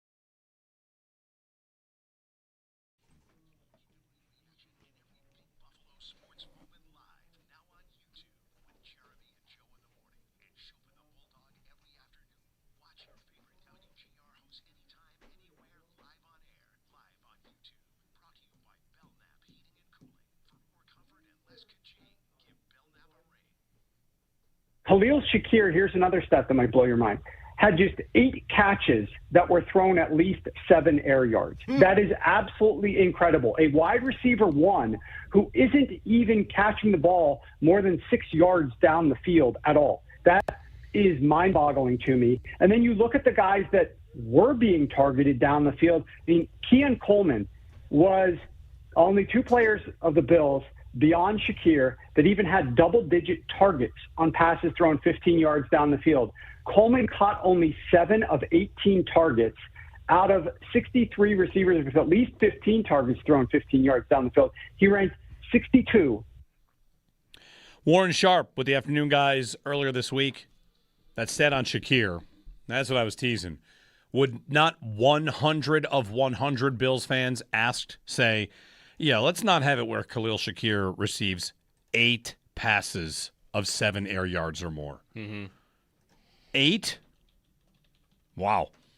He was behind the line of scrimmage. He was deployed like a running back. And, Yep. you know, as this Bills offense looks to show it can be a little bit more explosive, a little more vertical, how much of Bill Barnwell's rankings of the Bills receiving core, how much of that 29th ranking is that we haven't seen them use Khalil Shakir like a wide receiver, right? Yeah. Like they had DJ Moore, okay. They had Skylar Bell, keep your expectations manageable. And then it's still Keon Coleman, Josh Palmer, and Shakir, who we know is elite at contact balance and getting away from people, but they flat out, he doesn't run routes. No. You know, like he doesn't go into the field. And I know that the screen game is still going to be there, right? Like Joe Brady has said that we're still going to throw screens, and I think there's a value to those. But, Yeah. man, to not ever have Shakir going more than 7 yards, like what was a couple of those were broken plays where Josh runs out and makes something happen.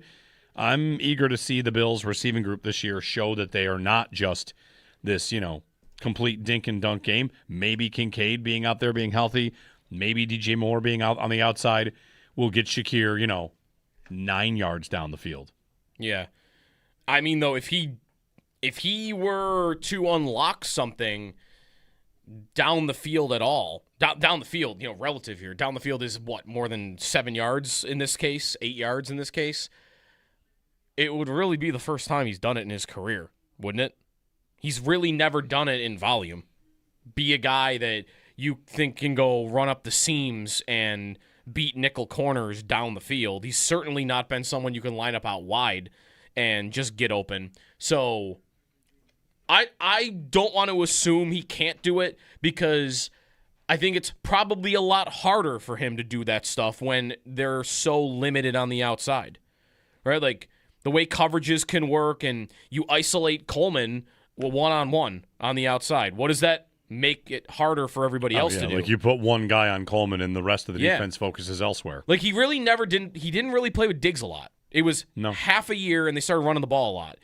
And I would wonder, like, if Shakir had played with prime Diggs for more than half a season, would he have showed more? Because what did Diggs do? Diggs was gravity on the field. He would attract double teams and sometimes triple. Like guys would have to go to that side of the field. You would have coverage over the top. Sometimes you'd bracket coverage. And what would that do? It would make it easier for others because all that attention being paid to Diggs over there, I've got more room to operate. Well, when Coleman is the one out there, teams have for 2 years said, we'll just put one guy out there and we'll take our chances. And now we've got 10 others that can create more problems for you over here. And I wonder if DJ Moore can show up and make teams respect what they have on the outside if we can see more from Shakir than just screens. Because if he doesn't do it this year, now we're talking like he's been in the league for 5 years and he's only catching screens. Like, sorry, at that point he's a gadget receiver. Well, how many targets do you need for it to count? I need more than a handful. What I'm going for here is in his first season, like I got 20 targets. You might say like that's like nothing. Okay. Yeah. Is 45 in a season enough to talk about a sample size? Sure, because that's actually I think what Kincaid had last year. Okay. In his second season, Shakir's targets were 45 targets. Yep. He still had 39 catches, which is incredibly. That's the year I think he had the streak going of like where he caught every target. His average depth of target was 8.9 yards. Which is way higher than 8.9. The last that's the year he played with Diggs. The last I think. 2 years that went to 5.5, and then last year it was 3.7 depth of target. By comparison, because Shakir has the role to a degree that like Beasley used to have. Like, all right, well, when Beasley was here, what was his average depth of target? In his 3 seasons with the Bills, it was 6.7, 7.5, and 4.7. And here's Shakir last year at 3.7. Right. Like, so it was higher. Yeah. Beasley. Beasley in his all-pro season, his depth of target was twice the distance of Shakir. Mm-hmm. So, and that's average. So, and he was not down the field. No. By any means. So part of it is going to be like structure of the offense. Now that Joe Brady has taken things over and whatever, has taken over his own offense, what is he going to change about it? How's it going to evolve? I wonder if Shakir's role changes. If he becomes a guy that, whatever, he showed he could do it on a 39 catches out of 45 targets in his second season with a depth of target that's at 8.9. Yeah. To me, it's going to be there somewhere if the system is right. Maybe he's not going to be the best in the league at it, but I do have a season with 611 yards on 45 targets that the depth of target was 9 yards. Should we not look at that, though, and say that lines up? That's the year that Diggs played on that offense. Sure. And Well, even in the half of the year where Diggs was super inefficient, he was still attracting attention. Right. And like, I don't think that would be a coincidence that, the 1 year that Shakir was finding some success doing more than just screens and super, super short stuff, Diggs was on the offense. And I would be hoping that DJ Moore can come provide for me a version or a percentage of what Diggs did for me. That's why I just always thought everybody eats, and that the idea that was better for the group of receivers just made no sense. Everybody's job is harder when you don't have that guy out there. Yeah. And I think that's been proven true. I think Shakir, I think you would want to bet that he was limited in his skill set because you didn't have anybody to take attention away from him. And now that you hopefully have that guy, I would be hoping that he can do it. But can he do it on 95, 100 targets? Because that's a different story. You can be that guy when Diggs is on the offense and you're only being thrown the ball 45 times in a year. But you're more than that now. You're on the field more often and you're going to be getting the ball more than that. So can you be throwing the ball 5-6 times a game and have 4 of them be like real routes and not 4 screens? I don't want to. I'm in the middle. I don't want to assume he can't do it, but I also don't want to assume that he can. I think it's a big question whether he can be a real all-around receiver for you. How absurd is it that Bill Barnwell ranked the Bills pass catchers group 29th? Well, on a scale of 1 to 32, where should they be? 29th. The first thing I want to do, and I'm pulling the list back up, is the teams that are above them that I feel like, okay, that's ridiculous. They shouldn't be below the Raiders. It shouldn't be below Miami. The Raiders have Bowers and Jalen Naylor. I'm pretty thin, pretty quick. They absolutely should be above Miami. They are above Miami, though, right? Miami was dead last.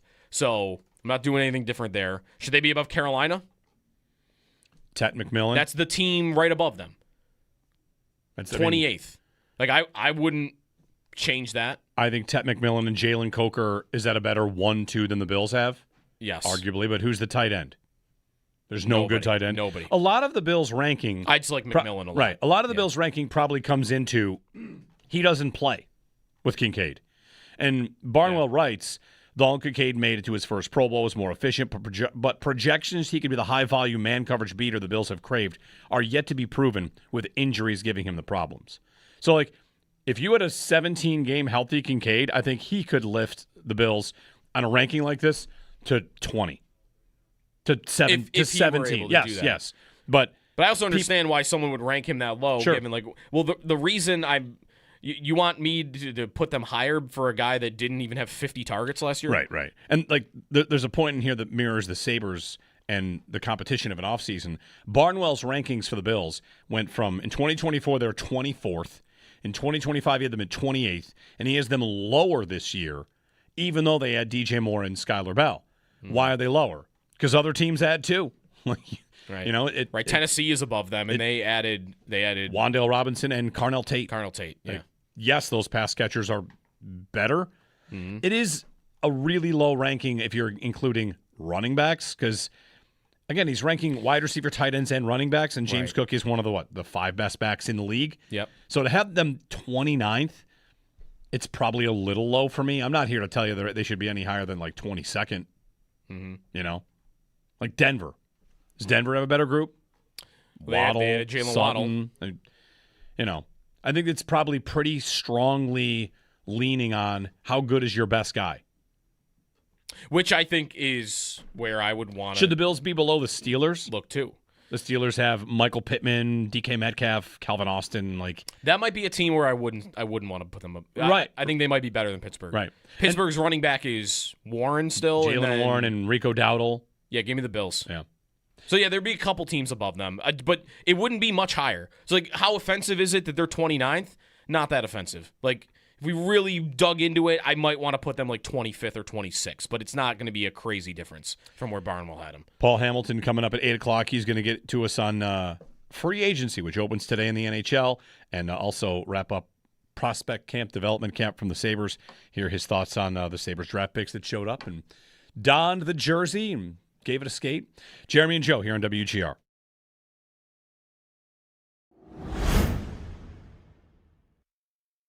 And Owen, let's get to your list, which includes one goalie, that's Sergei Bobrovsky. Yes, Sergei Bobrovsky's on there just because I think the Yarmo connection with him in Columbus. I think Bob had some of his best seasons in Columbus with Yarmo, and I think that the Sabres, they've been out there in the goalie market. They've been obviously calling on Hellebuck. UPL's name has been out there, I think, aside from that. And so that makes me think that they're thinking about something in goal, and there's not really that many options out there. I don't know how they would feel about Freddie Anderson, but I know that there's a connection Joe with DiBiase Bobrovsky. here. So He's got a big birthday. I had brought Bobrovsky on the list. He had a terrible season last year. So I would be very shy to give Bobrovsky really any kind of long-term deal, and especially the kind of deal that he's asking for, which is he's looking for There was a recent years. Friedman said yesterday that his final ask for Florida was 3 years and $21 million. Yeah. So $7 million a year. Kiprios says that he's asking 6 years, 42. Right. Right. The Marchand deal was the original sort of, he wants this. And to me, that's just really rich for a guy that is at his age. He's 38 years old. Or 37 years old. He's just not a guy that I think I would want to invest in at this stage of where the Sabres are. But the reality is, and this is a bit of a theme with this list, there's not that many options that are at a great age to go after here. But I would not chase that answer in goal with Bobrovsky. I would be more interested in chasing some of these veteran forwards that also made the list. Think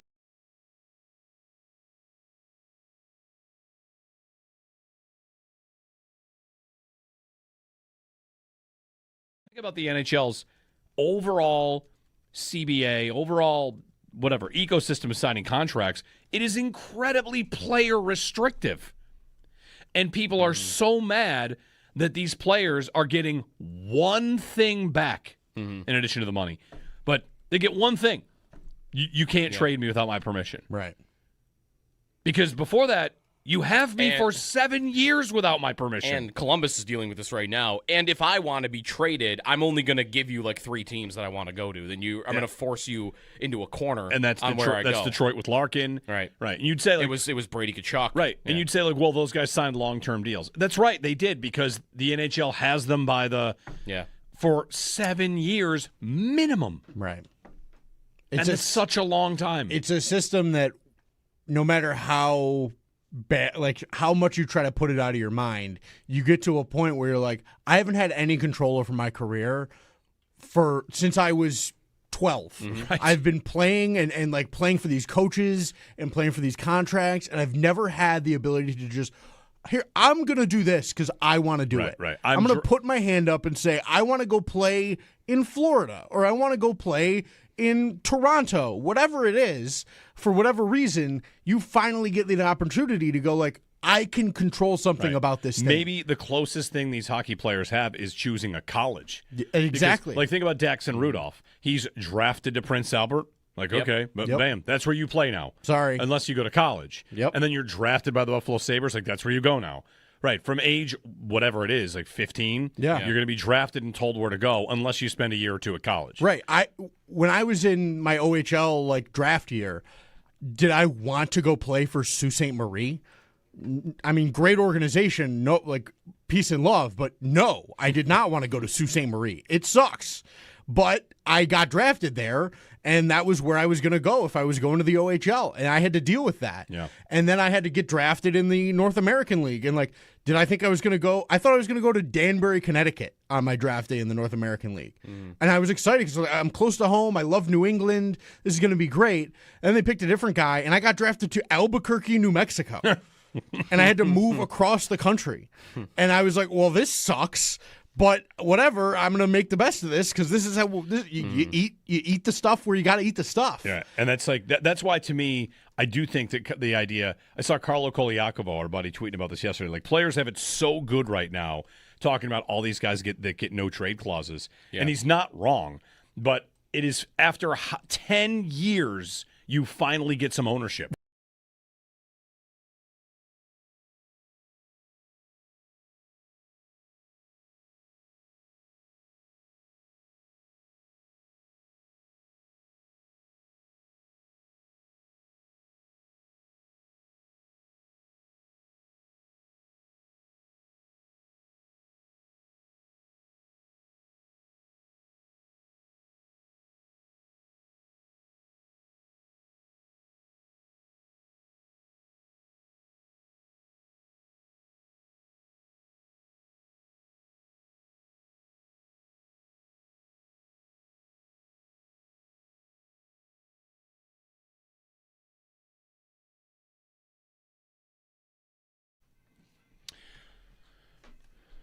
Hey everybody, Jeremy and Joe. Hope all the splash pads are open today.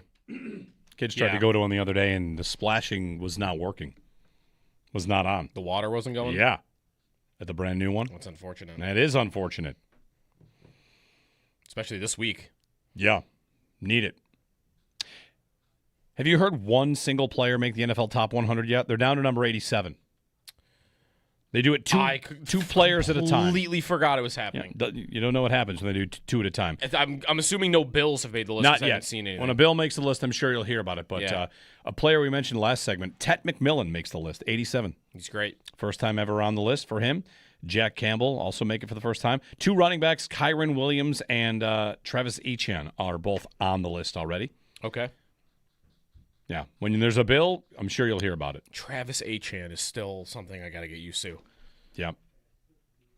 Jeremy and Joe. Paul Hamilton on the other side, free agency preview. Also, his thoughts on the Sabres development camp with some of the new guys. We'll get to Paul coming up here on the other side.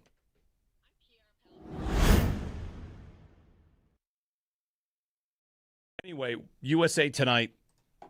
Get the job done, or else it's a colossal failure. Oh, yeah. Is that fair? It's, you lose to it's, Bosnia. That's a colossal failure. It's harsh because they've been great so far. But, yeah, if you lose to Bosnia in the round of 32 and you are the golden generation and you are on home soil and there have been years of buildup to what you're going to do with this tournament, if you go out to Bosnia, that will be absolutely an embarrassment. It shouldn't even be that ridiculous for it to happen. I mean, Bosnia is not a pushover totally. Again, I watched them eliminate Italy from making the World Cup. They've got a win in them.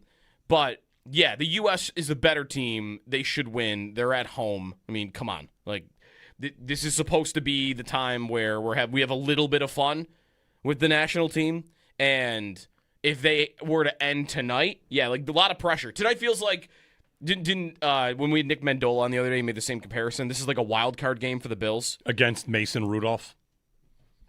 Okay. Yeah, right. I want to say it's not just a wild card game, because some wild card games can be a little tough. Skylar Thompson. You could lose it. Like it's you're playing in the same league. Like you could lose it, but if you lost it, it would be a joke. Just to give you some perspective, Bosnia is ranked by the FIFA World Cup rankings just behind Uzbekistan. Okay, yeah. And here we are talking about how, Ronaldo can only score against Uzbekistan. Uzbekistan is 60th and Bosnia is 61st. Yeah. Burkina Faso comes in at 62. And they're not at the tournament. So, Bosnia as a team that's in this tournament is ranked ahead of Iraq, Cabo Verde, Ghana. You got to win. Jordan, you got to win.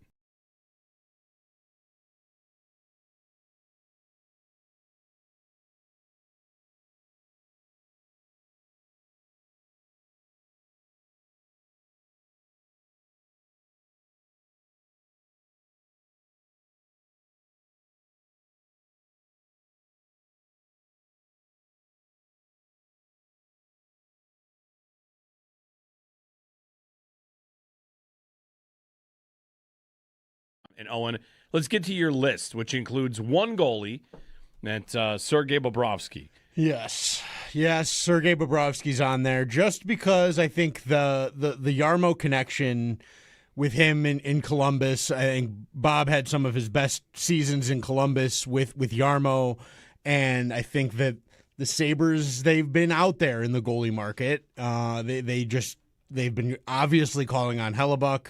UPL's name has been out there, I think, aside from that. And so that makes me think that they're thinking about something in goal, and there's not really that many options out there. I don't know how they would feel about Freddie Anderson, but I know that there's a connection with Bobrovsky. So I had brought Bobrovsky on the list. He had a terrible season last year. So I would be very shy to give Bobrovsky really any kind of long-term deal, and especially the kind of deal that he's asking for, which is he's looking for there was a recent Friedman said yesterday that his final ask for Florida was 3 years and $21 million. Yeah. So $7 million a year. Kiprios says that he's asking 6 years, 42. Right. The Marchand deal was the original sort of, he wants this. And to me, that's just really rich for a guy that is at his age. He's 38 years old. Or 37 years old. He's just not a guy that I think I would want to invest in at this stage of where the Sabres are. But the reality is, and this is a bit of a theme with this list, there's not that many options that are at a great age to go after here. But I would not chase that answer in goal with Bobrovsky. I would be more interested in chasing some of these veteran forwards that also made the list.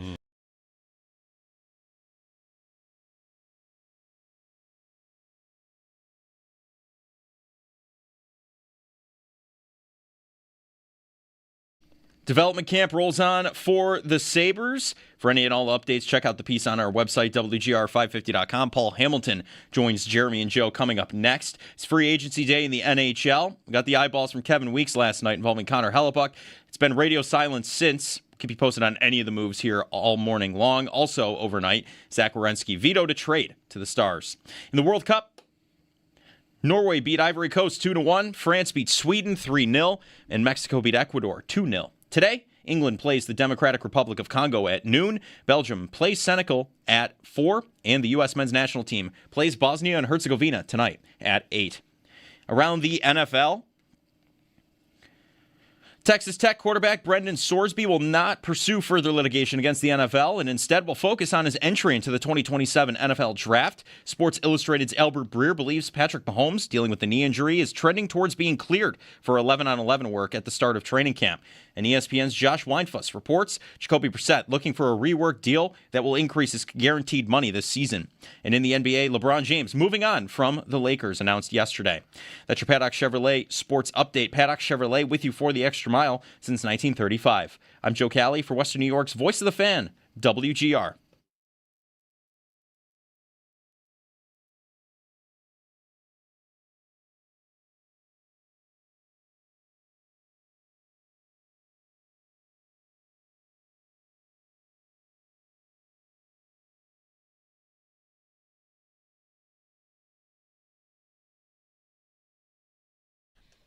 Paul Hamilton joining us. He's been at Prospects Camp. Good. Harbor Center's cool. It's cool in there. Yes. It Yes. sounds great right now. What's it in Harbor Center? Like 60? It's probably great. They should open the doors, Paul. Come on in. Sit by the cool ice. Yeah, it's cooler than 60 in there. Yeah. And they really don't heat it or anything. It's not like going into the arena or something like that. So yeah, no, it's nice in there. You know, they have tables set up near the window, so I can even sit there and work. Very nice. And have a nice view of Canal Side. Have a nice, cool place to work. And today I'll be in there a long time because I don't think Yarmo's going to talk till later in the afternoon. And the free agency. So we have practice starting, I think, 11-ish, and then it's sit and wait. It's cool enough in there that I think there was one summer day years ago, Paul, where maybe it was a Prospects Challenge game or something that I was in there for, and I wore short sleeves because it was like 85 degrees outside, and I will never make that mistake again because it doesn't take long before you're pretty chilly in there if you're wearing shorts and short sleeve. Yeah, new reporters that show up all of a sudden. Well, it's same thing you were thinking. Well, yeah, it's right. 85 degrees outside. They're in there in shorts and bring a hoodie. Like, you are in an ice arena, folks. Yeah. So yeah, I'm running around with a sweatshirt and a day that's 90 degrees outside. Bo, we did just get news on Bowen Byram's extension in Chicago. Pierre LeBrun reports it. Darren Dreger. 6 years, 12.5 per for Bo Byram in Chicago. Yeah, no, I guess they really want him. I don't know if I would have gone up to 12 with him, even if he was willing to stay. As a matter of fact, I do know I wouldn't have gone up to 12 with him even if he was willing to stay. So, that's interesting that he only got 6 instead of an 8-year an 8-year deal. Yeah, because they traded for him before that deadline would have passed. That might be. I'm trying to put myself in his shoes. He's 25, right? So what is that? He's probably thinking if I go 6 years, I can get one more big extension at 31. If I go 8 years, I'm probably not having that. So it's a little risky though, right? Because if it doesn't go well for you, then you're losing out on 2 years of giant money. But yeah, Paul, that is giant money for him. I mean, that would have put him above Dahlin.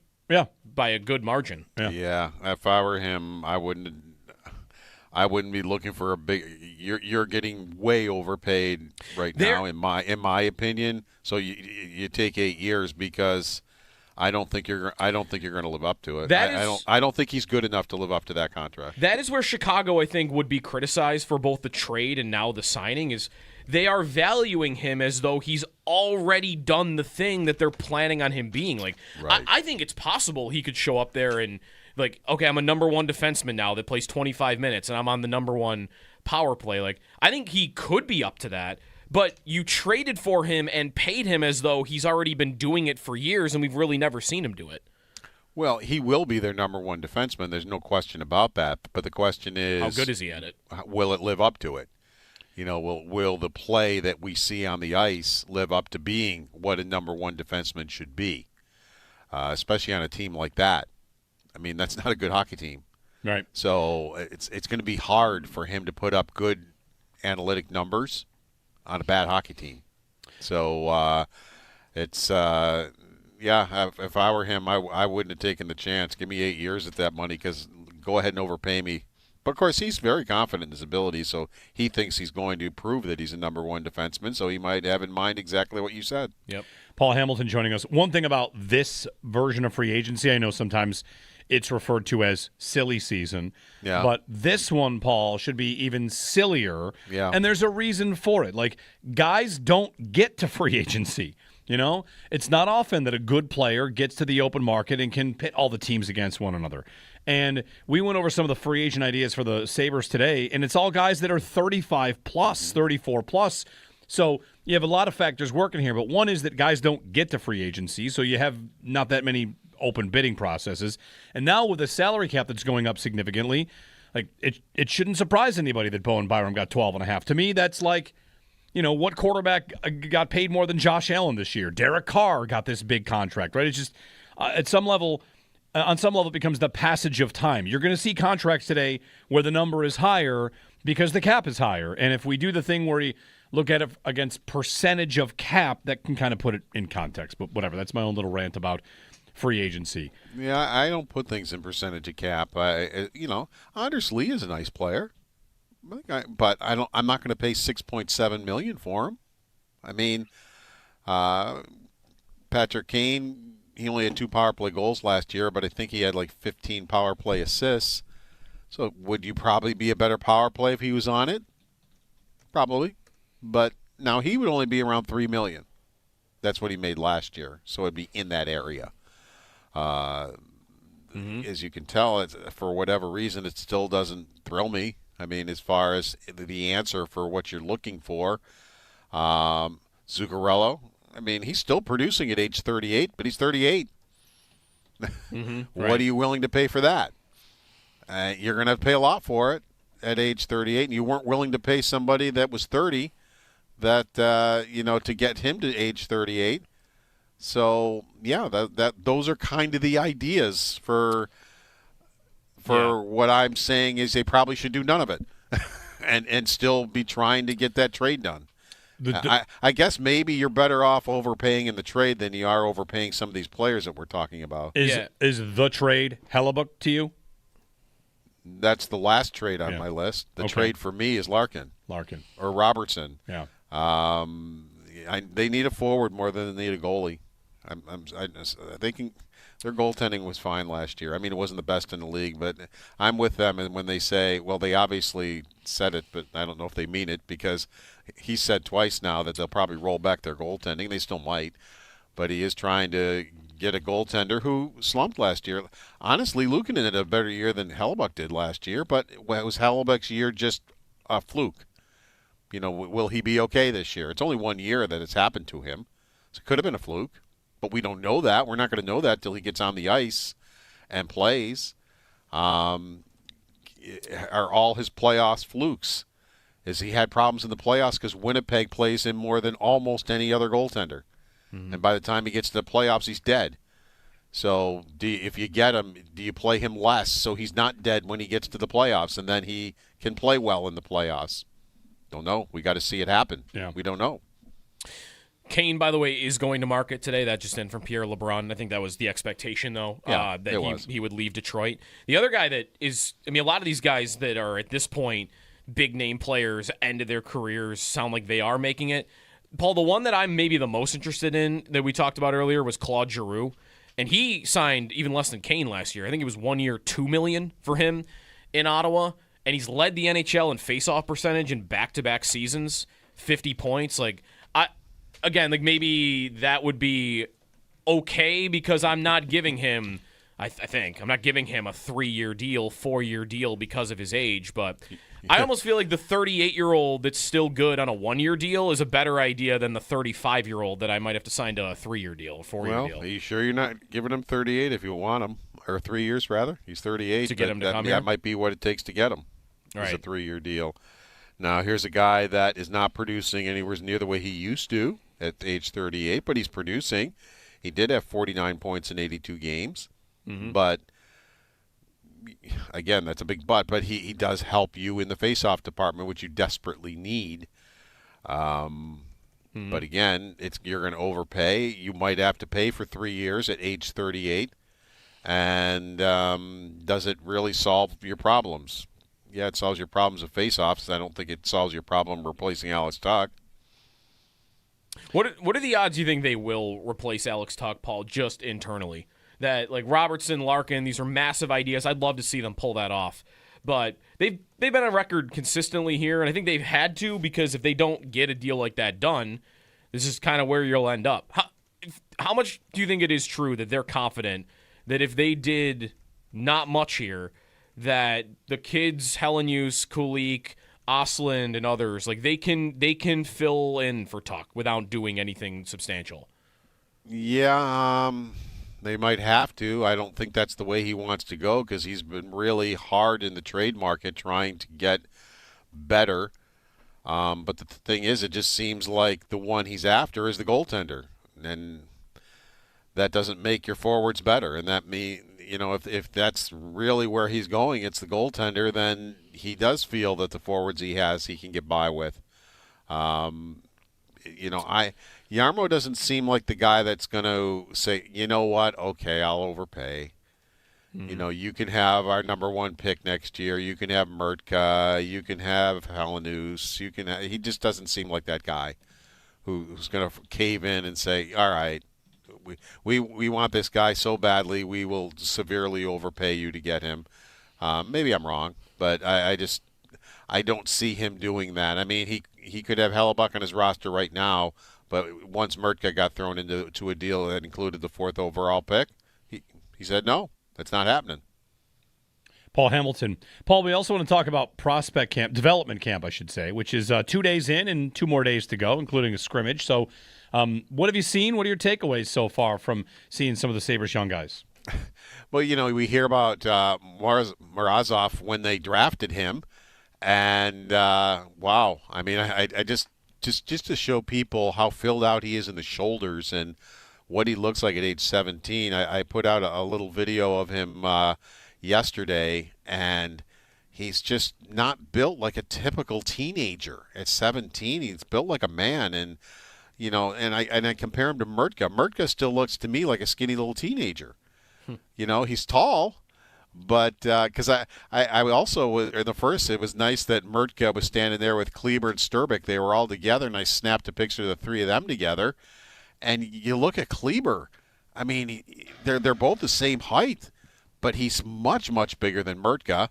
And Sturbeck's probably 2 inches or so, 3 inches smaller, but he's more filled out than Mertka is. But you look at Morozov, I mean, wow. And it now fits what we were being told right after they drafted him, that over at Miami of Ohio, they have to kick him out of the gym and kick him out of the rink. He won't leave till they kick him out. And it's obvious he's lifting weights, and he's in that gym until they kick him out. I mean, I was just thinking that this is a 17-year-old who has the body of a man already, and it's hard to look at some of the players just doing drills and that kind of thing and say, boy, this is really a good hockey player here, or this, that, and the other thing. Especially the first day when they beat him up on the treadmill, and then they put him on the ice. It's like, well, they're already dead when they got on the ice. So what actually are we going to be watching? And they're not even giving them a full hour on the ice. It's usually around 50 minutes. So it's not just what we see on the ice. There's other things, dry land training and other things that they have them doing too. And they still, they still do the, you're 17, 18 years old. You're going to be out on your own. This is how you take care of yourself. That's how you cook. I think maybe they might do some finance things. They do media training. They do, all sorts of different things. And I think it's good for the college kids to be around some of the prospects because they're not in training camp because they're already in college. Mm-hmm. The semester has already started. So this is the only time they get to be around each other and, see what's going on. I mean, it gave Daxon Rudolph a chance to get to know some players he's going to be playing against, like Kleber, like Morozov in the NCHC playing for Denver. So now, he knows their teammates as Sabres, but he gets to know them a little bit because he's going to see them throughout the season as opponents. Right. He's going to Denver. Right. Morozov also college. You mentioned Kleber. Rudolph, I just saw some clips, Paul. He looks like he moves pretty effortlessly around the ice. He does. Yeah, he skates pretty well. And as I said, we're talking about drills, but he skates pretty well. And that's the thing. He's a big guy, but not from what I'm watching because he's not a big guy compared to some of these other Sabres out there. Right. But, when he gets out there for Denver, he's going to be one of the bigger guys. And he, as I said before, he shows up in ill humor, so he's hard to play against. And, doing the thing that didn't used to be done and now is done a little bit more, starting in the up in Canada and playing junior. He's got 2 years with Prince Albert. And now he's going to go play college. The number 1 overall pick did that, and it worked out pretty well for him. I mean, he had Gavin McKenna before he went to Penn State. He spent 2 years plus 16 games at Medicine Hat, and same in the Western Hockey League too. So more and more players are starting to go that route. Couple of years in junior up in Canada, and then let's go play college for a year or so. Paul Hamilton joining us on the Western Hotline. Development camp continues today. You said we'll hear from Yarmo today, you said? Yeah. right now it's later afternoon, but that could change. I mean, especially it's such a you don't know where they're going to be when it comes to free agents. Now, my experience in free agency is after the first 2 hours, it calms down, and you still get some signings, but the signings you'd be excited about are usually within the first half hour, but I'll just say 2 hours. And then it slows way down. The second day is almost non-existent. The second day you're signing guys for the Amerks, and or late in the first day. And folks, you're going to see that they do have a minor league team. And I know everybody, oh wow, that's a great signing. It's like they do have to get guys for the Amerks. So don't get all huffy when you see them sign. I'm going to get huffy. I reserve the right. I got 1 day a year to get huffy about this. You know what helps those signings, Paul? If they've made another NHL signing, then those can kind of fly under the radar. It's when they they're going to do that. Whether they make an NHL signing or not, they got to get guys, because they got some new youngsters that are going to be in Rochester, and you want to get some veterans, which they always do. They do a nice job of that usually, of getting veterans. I mean, Zach Jones was actually the best defenseman in the AHL last year. There's going to be guys, and it's just they have to fill that roster too, and they have to have guys that are going to help their prospects like Murtka and others that are going to be down in Rochester now. Even the kid from Clarence Center, Gavin McCarthy, he'll be an Amerk this year. Sturbick will be an Amerk this year. So there will be Amerk signings, so don't get huffy, guys. Yeah.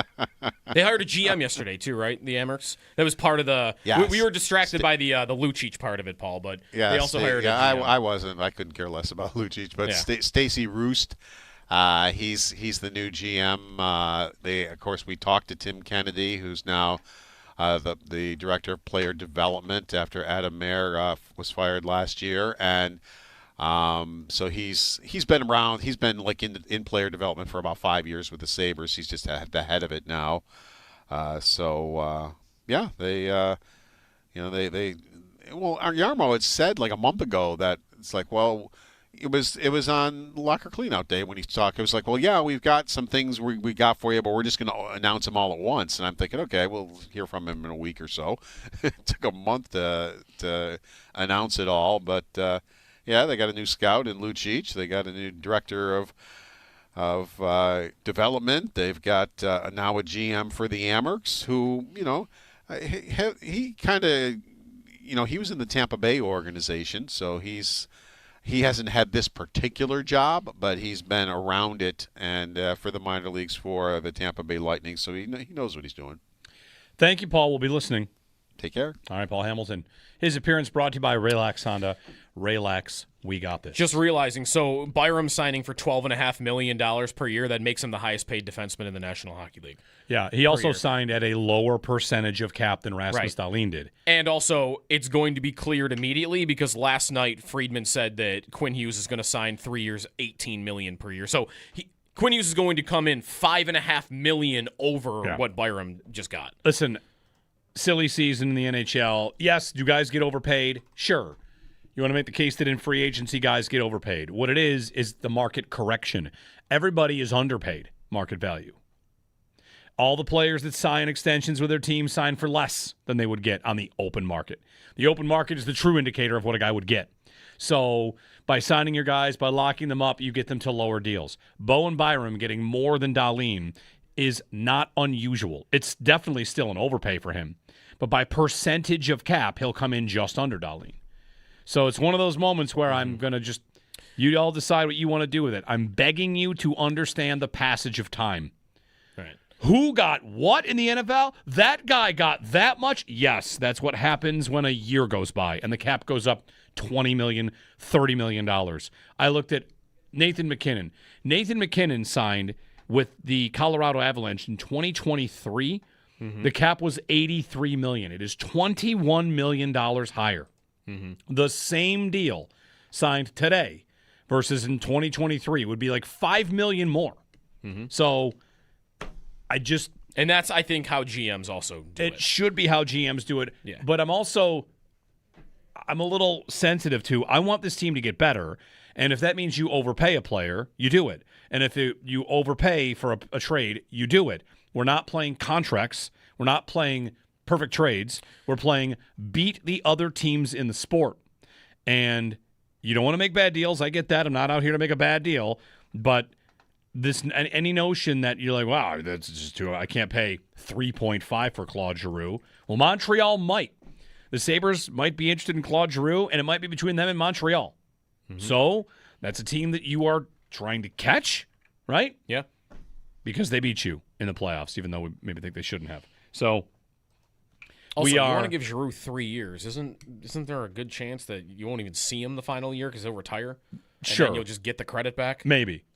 But we have an NFL-style offseason for the NHL because the cap is up enough that a lot of contracts are probably about to get passed. That maybe, it's a passage of time. It's new to hockey. It's very new to hockey. It's new to hockey because the cap had barely gone up for a long time. It had been flat for a while, and now we have a big jump. And there's going to be another big jump, and then another big jump, right? Right. So it's going to go up a lot. And, again, the other part of it to me, it's just odd what we accept in football and not in hockey. In football, it's okay and normal for a guy that's not on your team to be on your books.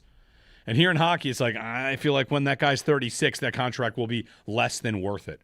Yeah, he'll be on the team, maybe playing as half the player he was, but in the NFL, I just keep going back to these names, like Larry Ogunjobi is on the Bills' books for this year. Why? Because they're trying to win. And they're trying to spend money and move some in the future. The Bills are in a competitive spot where they have leveraged a lot of money into the future because they're trying to win, and that's the game. So if I'm trying to win, I don't want the GM that never, ever, ever goes above what his value says, or never, ever, ever. Oh, sorry, this is the value that I've got. No, those things have to be a little bit workable. You're trying to win. I hope. I think the other thing, too, that shouldn't play into it. Like I said, I think GMs operate using percentage of cap. I just can't imagine they wouldn't. It's obviously the way that you would figure out the best way to efficiently manage your salary cap, but that doesn't always have to be the best way to manage the personalities. And I don't know how many guys in the league would be like this. How many owners or teams would use that, though, and say, well, I'm not giving you more than Rasmus Dahlin gets. They would. And that is outside of percentage of cap and really shouldn't happen, but I bet it does. They would bet try. There are places in the league where that would be used as an excuse more than even Dahlin being offended by it. That you would hide behind that, wouldn't you? You would say, well, Bo, we're not giving you $12 million a year because we don't want to make Rasmus Dahlin upset. When there's a really good chance Dahlin wouldn't even care, right? Tage is this. Tage, you kind of have to say this about Tage now. Zach Benson's going to get more than Tage Thompson. Well, yeah, sorry, Tage signed 4 years ago. Exactly. I can't. This isn't football where he can renegotiate his contract to say, well, I want more than Zach Benson now that he signed for 7.5. Sorry, you play in a league where it's guaranteed and we can't change it. Starting in 2022, quarterback salaries by year, highest paid player, Rodgers, Lamar, Goff, and Trevor Lawrence. Right. Burrow, Dak, Mahomes. The passage of time. How did Tua got the richest contract in NFL history? Yes. Hockey might, I don't know if they're going to continually be here like the NFL is every year, but I want to be careful about it's the day where it's my flow chart. If a guy signs with another team, he's just it's too much money. I wouldn't have done it. Can't believe they did it. I would never pay that guy that much money. And Byram looking like a lot at 12.5. Again, I mentioned Hughes is going to get 18. The Werenski idea today. Werenski, part of why Columbus wants to trade him is because he's basically making it known, I'm not signing there past the next 2 years. And what's going to be risky about any team that takes that on, if you're Tampa, you might not be worried about it. You might think we'll get it done. But you can't sign him yet. So you have to go on his word. Hey, will you sign with us? Long term? Yeah, I will. You can't do it officially for a year. And, oh, by the way, again, Byram looks like a lot at 12.5. What's Werenski's next deal going to be? He's going to sign in 1 year. Quinn Hughes just got 18. Werenski's going to sign for $20 million. That number is going to exist in the NHL next year. And maybe it's not Werenski. Maybe he's close to it. McDavid or Matthews or Somebody is signing for $20 million in short time, and suddenly $12.5 million for a guy like Bo Byram won't look like the sticker shock that it is right now. No, he'll reset the market, and everybody will make more money because of it. All that being said, like, I do think Chicago Overpaid. They paid him a lot of money to pay him that and to trade the 4th pick. Like, yeah, I mean, I think both can be true here. Where like $12.5 million is not as much as $12.5 million was a couple years ago, and also it's a lot for Bo Byram. Sure, yeah. 803-0550 is our phone number to join us. 1-888-552-550. Get some juicy rumors in on the opening of NHL free agency. Get you ready for Team USA and Bosnia today as well. Jeremy and Joe here on WGR.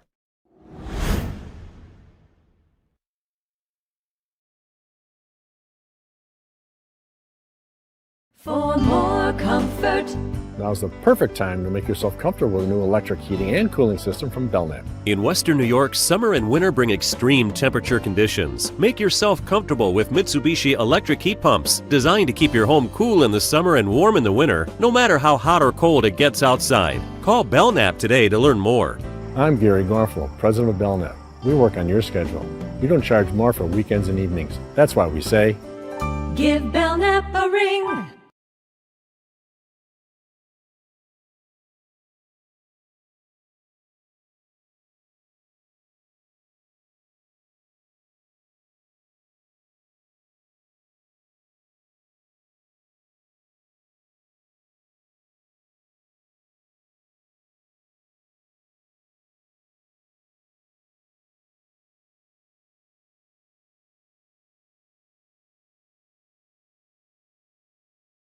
Think about the NHL's overall CBA, overall whatever ecosystem of signing contracts. It is incredibly player restrictive.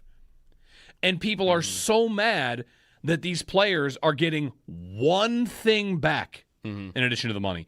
But they get one thing. You can't trade me without my permission. Right. Because before that, you have me for 7 years without my permission. And Columbus is dealing with this right now. And if I want to be traded, I'm only going to give you like 3 teams that I want to go to. Then I'm going to force you into a corner. And that's on where I that's go. Detroit with Larkin. Right. Right. And you'd say like, it was Brady Tkachuk. Right. And you'd say like, well, those guys signed long-term deals. That's right. They did because the NHL has them by the for 7 years minimum. Right. It's such a long time. It's a system that no matter how bad, like how much you try to put it out of your mind, you get to a point where you're like, I haven't had any control over my career since I was 12. Right. I've been playing and like playing for these coaches and playing for these contracts, and I've never had the ability to just, here, I'm going to do this because I want to do it. Right. I'm going to put my hand up and say, I want to go play in Florida, or I want to go play in Toronto, whatever it is.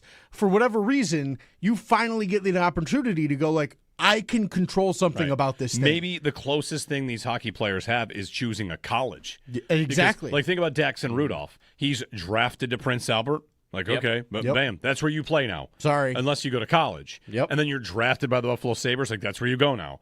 Right. From age, whatever it is, like 15, you're going to be drafted and told where to go unless you spend a year or two at college. Right. When I was in my OHL like draft year, did I want to go play for Sault Ste. Marie?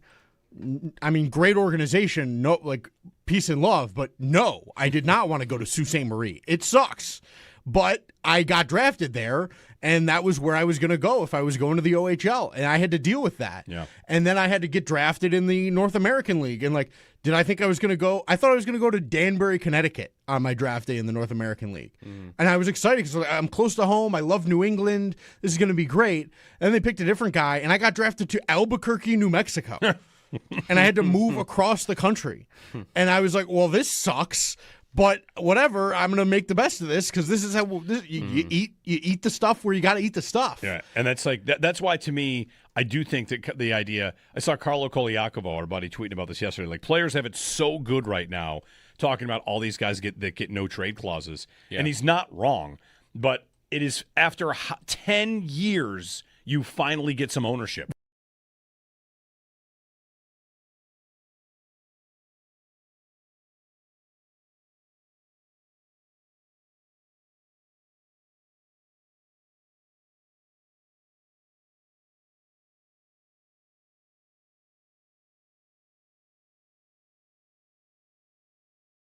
Anyway, USA tonight, get the job done, or else it's a colossal failure. Like, Oh yeah, is that fair? It's Like, you lose to it's- Bosnia. That's a colossal failure. It's harsh because like they've been great so far, but yeah, if you lose to Bosnia in the round of 32, and you are the golden generation, and you are on home soil, and there have been years of buildup to what you're going to do with this tournament. If you go out to Bosnia, that will be absolutely an embarrassment. It shouldn't even be that ridiculous for it to happen. I mean, Bosnia is not a pushover totally. Again, like I watched them eliminate Italy from making the World Cup. Like they've got a win in them, but yeah, the U.S. is a better team. They should win. They're at home. I mean, come on. Like this is supposed to be the time where we have a little bit of fun with the national team, and if they were to end tonight, yeah, like a lot of pressure. Tonight feels like didn't when we had Nick Mendola on the other day, he made the same comparison. Sabres through tomorrow. For any and all updates, check out the pieces on our website, WGR550.com. It's free agent day of the NHL. We'll keep you posted on any moves here all morning long. Also, overnight, Zach Werenski vetoed a trade to the Stars, and we got eyeballs from Kevin Weeks last night involving Connor Hellebuck, but it's been radio silence since. In the World Cup, Norway beat Ivory Coast 2-1. France beat Sweden 3-0, and Mexico beat Ecuador 2-0. Today, England plays the Democratic Republic of Congo at noon. Belgium plays Senegal at 4. And the U.S. men's national team plays Bosnia and Herzegovina tonight at 8. Looking around the NFL, Texas Tech quarterback Brendan Sorsby will not pursue further litigation against the NFL and instead will focus on his entry in the 2027 NFL Draft. Sports Illustrated's Albert Breer believes Patrick Mahomes, dealing with the knee injury, is trending toward being cleared for 11-on-11 work at the start of training camp. And ESPN's Josh Weinfuss reports Jacoby Brissett looking for a rework deal that increases his guaranteed money this season. And in the NBA, LeBron James moving on from the Lakers, announced yesterday. That's your Paddock Chevrolet Sports Headlines. Paddock Chevrolet with you for the extra mile since 1935. I'm Joe Cali for Western New York's Voice of the Fan, WGR.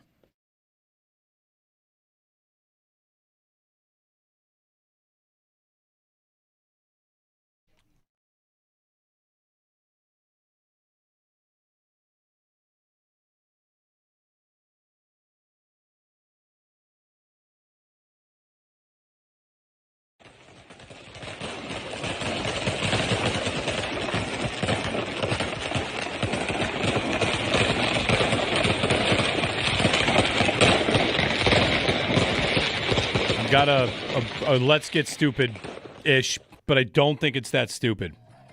Okay. Right? This is the scene outside the Ecuador Hotel. Yeah. Is that person honking "Let's Go Buffalo"? Kind of sounds like it.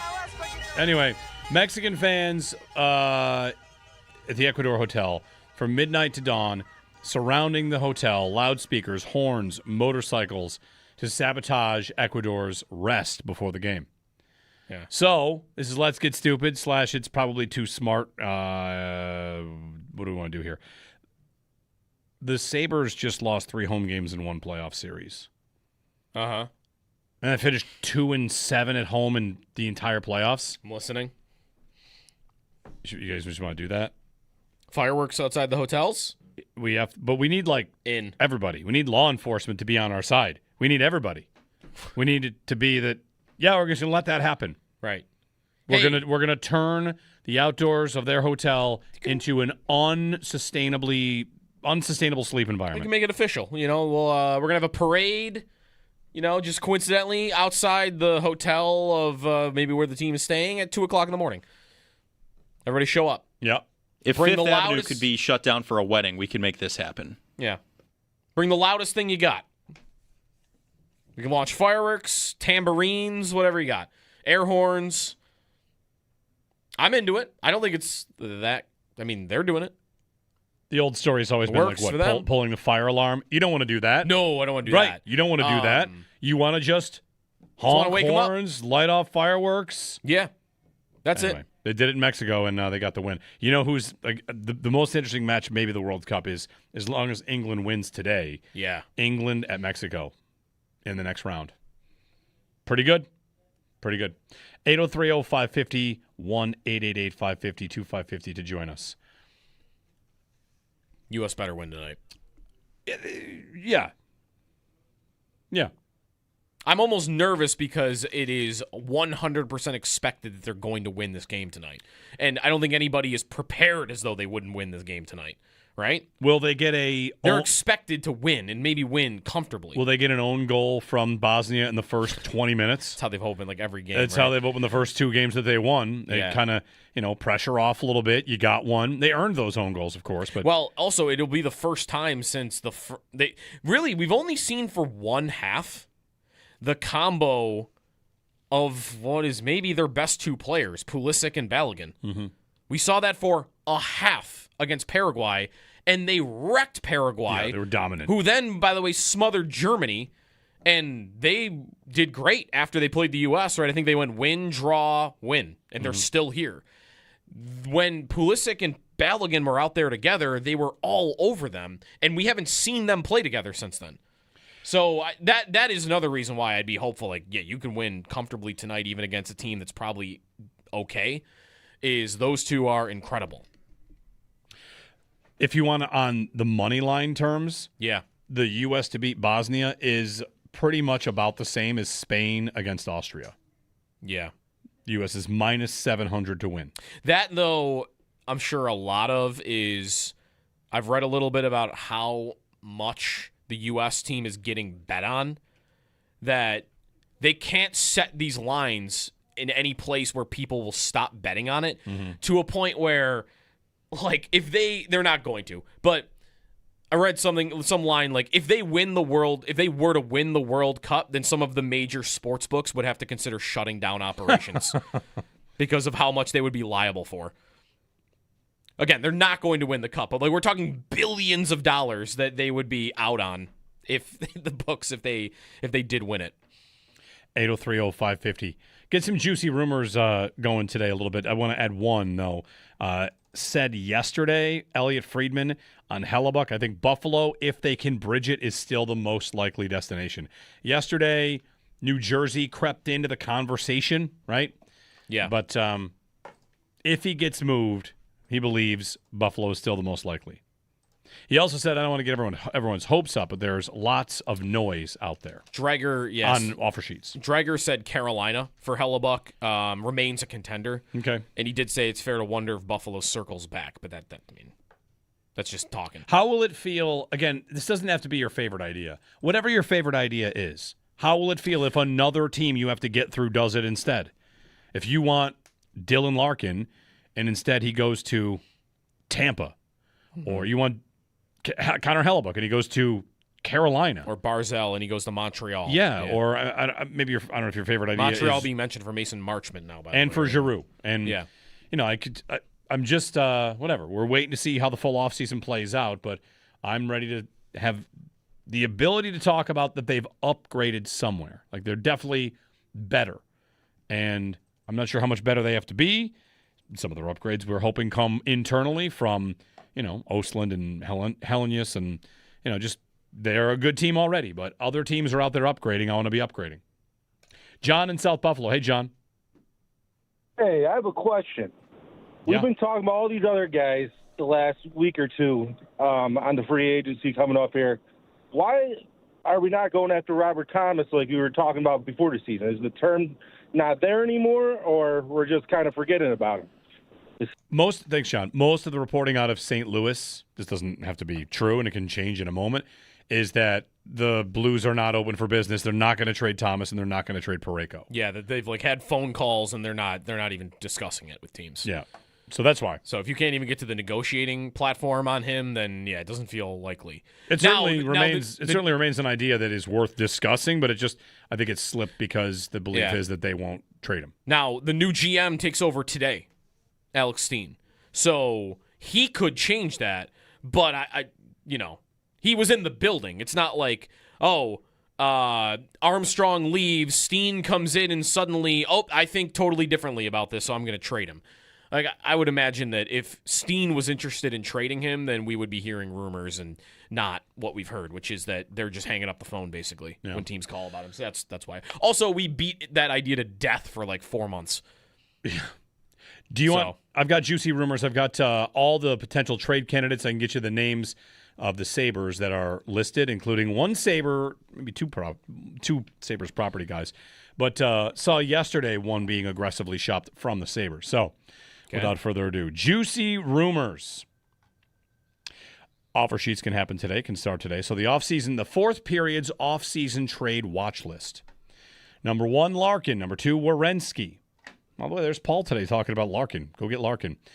Vinny Trocheck, Jason Robertson, Darnell Nurse. The Sabres are not linked to anyone until the 10th name on the list, and that is Hellebuck. Mm-hmm. Alexander Nikishin of Carolina, Ristolainen, Shane Wright, Aiden Hill, Morgan Frost, Blake Cole. The Sabres are not linked to another player until it is Jared McCann of Seattle. That might be a good idea. Maybe. Jack Quinn comes in at number 22. Okay. And there was a report yesterday that he is being there. His name is out there quite a bit. Okay. The Flyers want in on Zach Werenski. Yes, there's a lot of talk there that they want him bad. Matt Zuccarello is officially going to market. Patrick Kane officially going to market. Yep. Ilya Lyubushkin. Anybody want to do a run a pack? Well, now that they have a couple depth defensemen, not as much. But I went into the offseason wondering about him because they need to clear cap space, and he's still good for a third pair guy. Devin Levi ranked number 28th on the trade list. He gets reported on like he's a real asset. I don't know if he'll actually ever fetch anything that's meaningful. Yeah, but he gets reported on a lot. A lot of Bobrovsky in the Leafs smoke. Yep. I've seen that today. And that's fine. Go ahead. Go sign there for $7 million per year. Hellebuck being the first name on the list that is connected to them, like Paul said it earlier, like I'd rather them go get a forward than a goalie. How much of them going after Hellebuck is just he's the best player that would say yes to them? That's half the reason I want them to do it is because right now it seems like the place they can feasibly upgrade, and as soon as they make a different trade instead, I'll be all about that trade, but I'm just waiting for more names. Like, am I to believe that if Jarmo had his pick, that he wouldn't prefer Larkin or Werenski to Hellebuck? Sure. But you might not be able to get Larkin or Werenski because those are the two guys right now that have the smallest trade lists. Whereas Hellebuck is a little bit more open to where he'd go, and we already know he said yes to Buffalo. So I think that's a part of it. I'm open to improving goalie. I don't need to, but he's the best player available that will come here. That's why I'm in on this. More than just I have to address goaltender. Right. To that point, is there value in letting this be a season where you don't attack every offseason the same? You're just going to try to get in again, see how it goes, and then next offseason would be one where you have more space. The Skinner contract comes off the books. There's more room. And you'd say next offseason is one to really attack it. Like, there's a case for that, but Are there going to be players as good as these ones, though, available next offseason? That I don't know. Could another playoff berth get you off of even more lists? Is McDavid available? I just think it's because then yes, it's the same thing I've thought about. Sorry, the Bills receivers going back 4 years. Like, other teams are adding them. Other teams are getting ahead of you, and waiting is signing up for letting other teams try to get better. Right? Like the Leafs. If the Leafs get Werenski and add Darren Radish and maybe sign Bobrovsky and add Gavin McKenna to Nylander and they keep Nyes, like all of a sudden that doesn't look like a first overall pick team. That looks like a team that would challenge a little bit. Right. Like other teams don't stay put. You can't ever stay put. You've got to keep going. So I don't like the idea of saying, oh, this will be an offseason where it's going to be kind of quiet. We'll just wait. You might miss a window. So we'll see. Elliot Friedman says, this was on Oilers Now. Connor Hellebuck, I heard Carolina just doesn't have what Winnipeg wants. I think Buffalo does. What do they want? They want a lot, it sounds like. Maybe too much. Would not give Hellenius. I still want to think they're the most likely place that he plays his next game. More than Winnipeg. More than Carolina. More than, Florida's out now. The Devils. Something happens with him. Yep. Maybe it's got to happen by noon. Maybe that is a real deadline for this trade. It's tough to know. You'd have to know Luukkonen is going to put Winnipeg on his list. And if you know that that's going to happen at 12 o'clock today and he's got to be a part of the deal, then the trade has to happen by 12. Because what happens if part of the deal for both sides is, Luukkonen's got to go in it. Because I want to move him so I'm not spending $13 million in goalie, and you want him because you don't have a goalie. And at 12, maybe we can't do that anymore. Mm-hmm. And does the deal get a lot harder? So, and who's it get harder for? It could get harder for both, though, because, I think both teams would want to be motivated for him to be a part of the deal. Right, but it gets harder for Buffalo, because if you're Winnipeg, you just say, we'll take a different asset. Right? You still want this goalie. He still will come there. Now we have to find other things that would come this way. All right. Anyway, Team USA and Bosnia tonight, 8 o'clock. Very exciting. I think they should wear the stripes tonight. Let's hope. Wear the striped jerseys. Bosnia, that's blue and yellow, right? They're probably wearing blue. Stripes for the U.S., blue for Bosnia. Where's the game? L.A.? Or are they Santa Clara, Levi Stadium, I believe. Levi Stadium? Is that right? I'm pretty sure it's Levi Stadium, and then the next game is Seattle again. Okay. They don't really come east at all, right? Not until the final is going to be at MetLife. But they'd have to win a couple games to get over here. I can find where the quarter. I know they would play 8 o'clock again the next game, but as you mentioned, Seattle, that would make sense. You get a later game out there. The World Cup semifinals are in Dallas, Texas, and Atlanta, Georgia. Okay. So which side of it is Dallas, and which? My guess is they would be Dallas. Mm-hmm. 803-0550. I can double check that if you want. If it matters. It'll be a large grass stadium. That we know. Yeah. These stadiums look great with the natural grass. They look incredible. They look awesome. Yeah. And I'm sure NFL players are very jealous. And they are actually they're telling you they're jealous. Yeah. Kind of surprised we haven't had complaints about the quality of the grass. Nope. Right? They just threw grass in these turf stadiums. Oh, yeah, everything's doing great. Yeah. So, all right, we'll get a break in. Shots of audio, top of the hour here on WGR.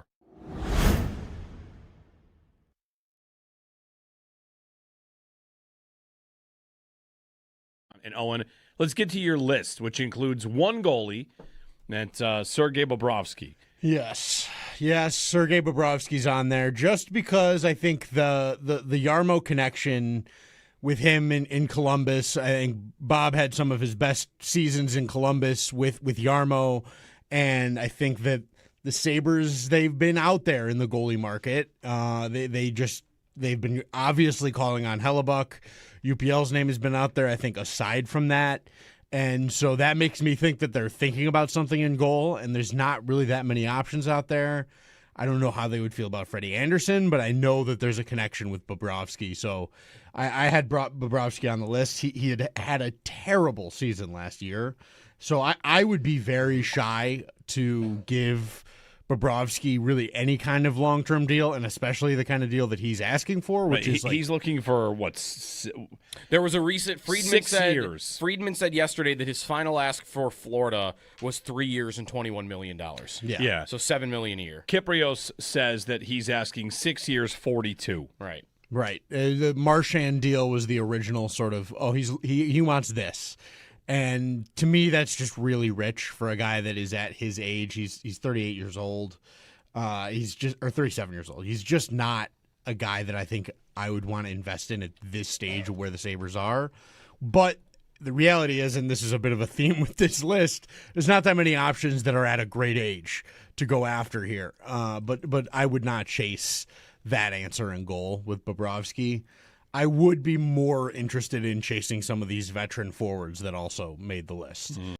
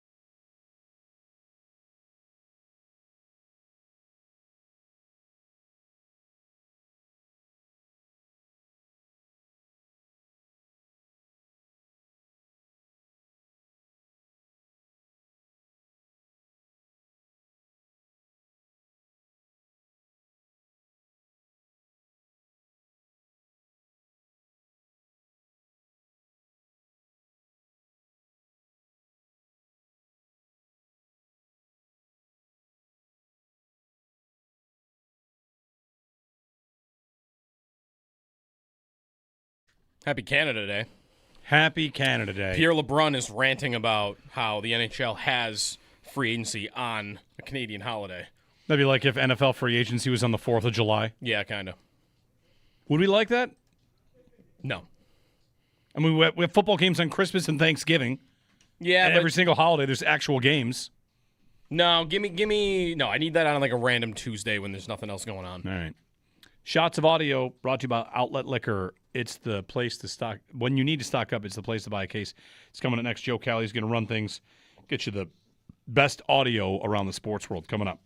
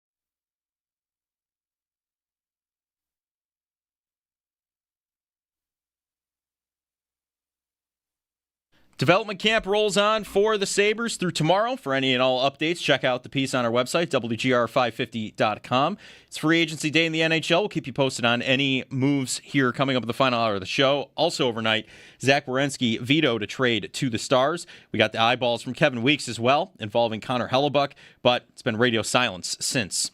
In the World Cup, Norway beat Ivory Coast 2-1. France beat Sweden 3-0. And Mexico beat Ecuador 2-0. Today, England plays the Democratic Republic of Congo at noon. Belgium plays Senegal at 4, and the U.S. men's national team plays Bosnia and Herzegovina tonight at 8. Looking around the NFL, Texas Tech quarterback Brendan Sorsby will not pursue further litigation against the NFL and instead will focus on his entry into the 2027 NFL Draft. In the NBA, LeBron James, moving on from the Lakers, announced yesterday.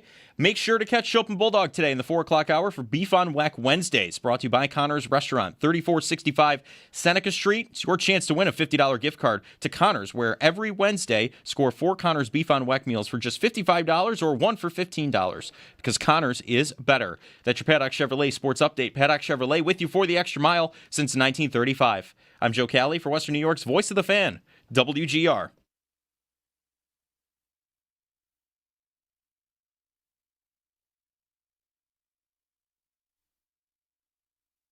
Ojo con Julián, Mora, la pelota para Julián, ahí fuera de juego. Julián Quiñones va a ir a encarar al área. Se mete Julián, el primero de México, puede ser Julián.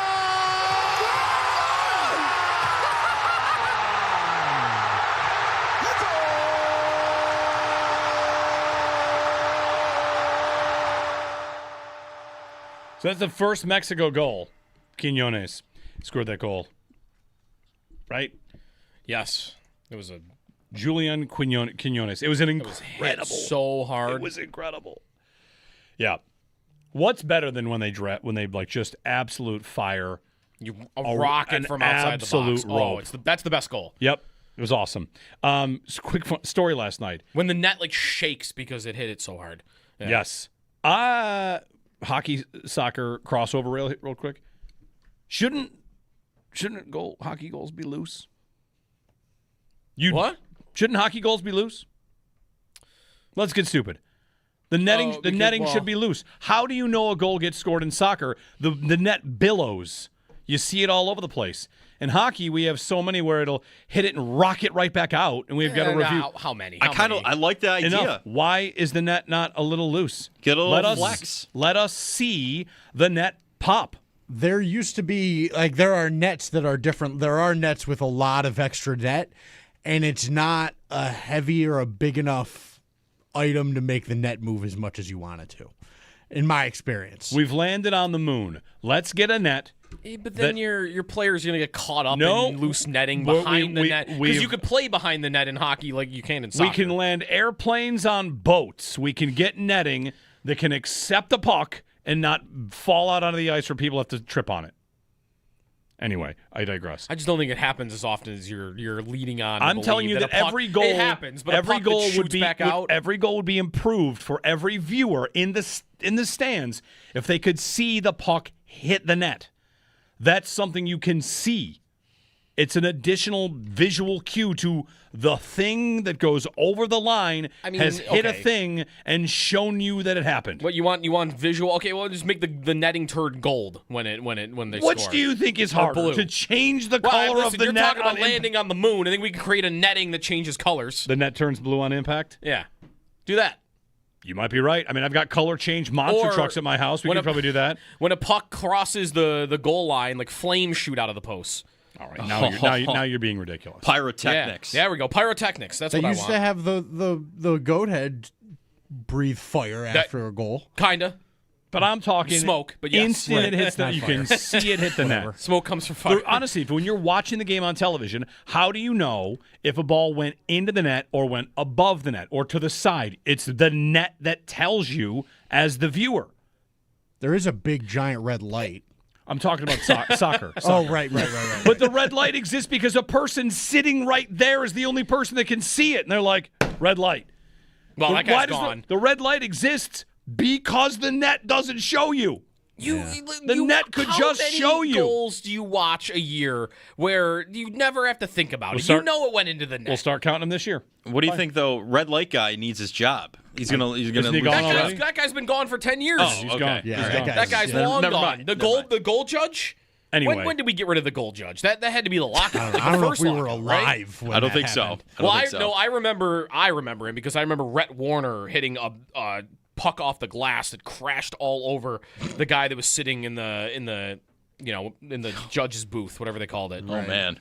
I think there is a sound for, and obviously not all goals go, bar in, but the sound of the ping and then a goal Is cool. to me is the coolest way a goal was just scored. But it's like that ring out. I'm not taking that away. I'm I just know, getting I'm a just- net that will show like the you ring. as the viewer. All right, you want ring? All right, make the netting metal. But create Just some sort of like metal that chain link? absorbs the Can I- puck so that it doesn't shoot back out, but it makes a noise. chain link like an net. instrument. Like, everyone has their own instrumental note for their own net, so that you hear it. Because you're right, that ping sound is great. Now we're within. Let's get stupid here. Now, We all know we this, are. right? We are because I got Without announcing now it. every NFL end zone will be wet cement. And now, how do I know that the feet got down? I can see the marks. Yes, that's in. All right. Yes. From this stupid thing to another silly thing that happened. So last night, Mexico and Ecuador are playing. That game got delayed an hour. Yeah, which I did not realize. We're putting the kids to bed, and my wife and I go sit on the porch, and we're just kind of talking. I'm doing some work for the show. I'm not yet watching the game, but I see, it started an hour late. It's 0-0. We live within range, apparently, I learned this today, of a place where there were people watching this game. We heard a huge cheer. Mm-hmm. We live near Hurdle Avenue. Huge roar from Hurdle Avenue. And she goes, I bet something just happened in the game. And I'm like, oh, yeah, maybe. I pull up. Yeah, that goal got scored. 1-0. Wow. All right, cool. All right. And maybe I'll get to that game in a minute. 15 minutes later, whatever it was, another cheer happens. And she says, ooh, another cheer. But I think that one might have been a save. Okay. So the obvious question is, you think you could blindly tell the difference between a goal cheer and a save cheer? Like a shot got stopped. Yeah. But the only save cheer that gets that level cheer is a penalty kick. Yes. A penalty kick save is cheered like a goal. That's right. Because a penalty kick is so often a goal that when you make the save, it's like scoring a goal. Right. Right. When your team commits a penalty, don't you already put the number on the board? Like, all right, 1-0. And your goalie can pull it back. Yeah. But she says she could tell the difference between a goal and a save cheer. I think I would agree that is distinguishable. You could distinguish between the two. I would. Yeah. There's a different sound to it. There's also I'm thinking different hockey comparables, like the same thing. Like you would know. I mean, even if the goal horn didn't exist, and I know that makes it obvious. I think you'd be able to know the difference between a goal cheer in the arena and an insane save. Yeah, I think an insane save doesn't reach the level of the insane goal. There's also a different volume, depending on the goal. Like Balogun's second goal, in the first game. Yeah. Like I was watching Outback with a bunch of guys. The first goal was the own goal. It was like oh hey, yeah. Second goal, a cheer. But the Balogun goal was not just the hooray they scored, but also the holy cow they scored. Yeah. And the way that he scored. So anyway, you say you could do it too? Yeah, I think I could do it too.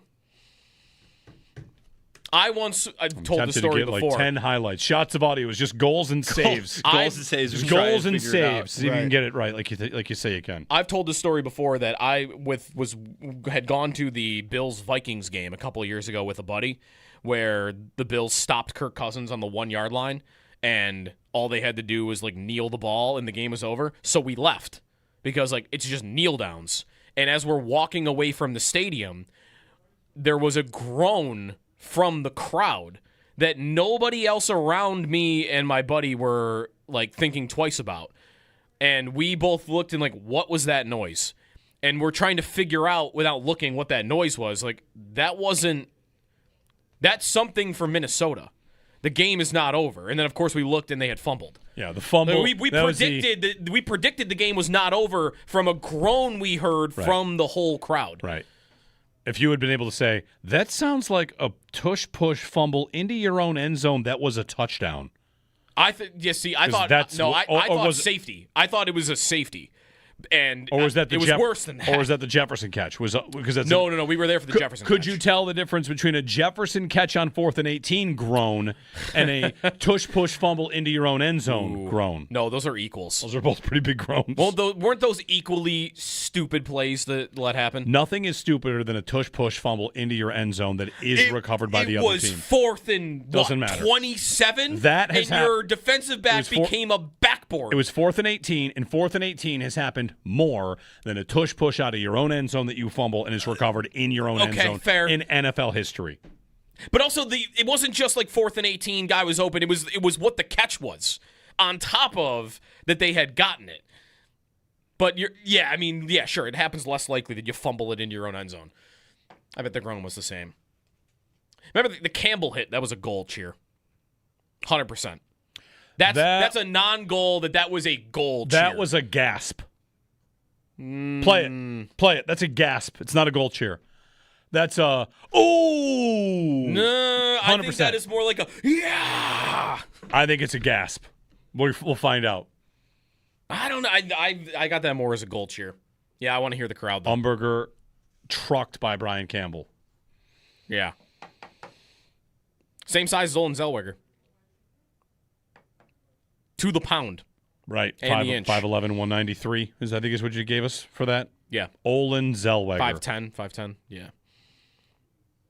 803-0550 if you want to join us in 1-888-550. Here we are. All right. Is this a goal cheer or a hit gasp? This is our first shot of audio. Players will pick it up and bring it back. Oh, what a hit by Campbell! Holy mackerel! Campbell stepped into his... I don't know if I can really hear the crowd. It's a really good question. And you know what? The horn does a lot of work. Yeah. The goal horn does a lot of work when you score a goal.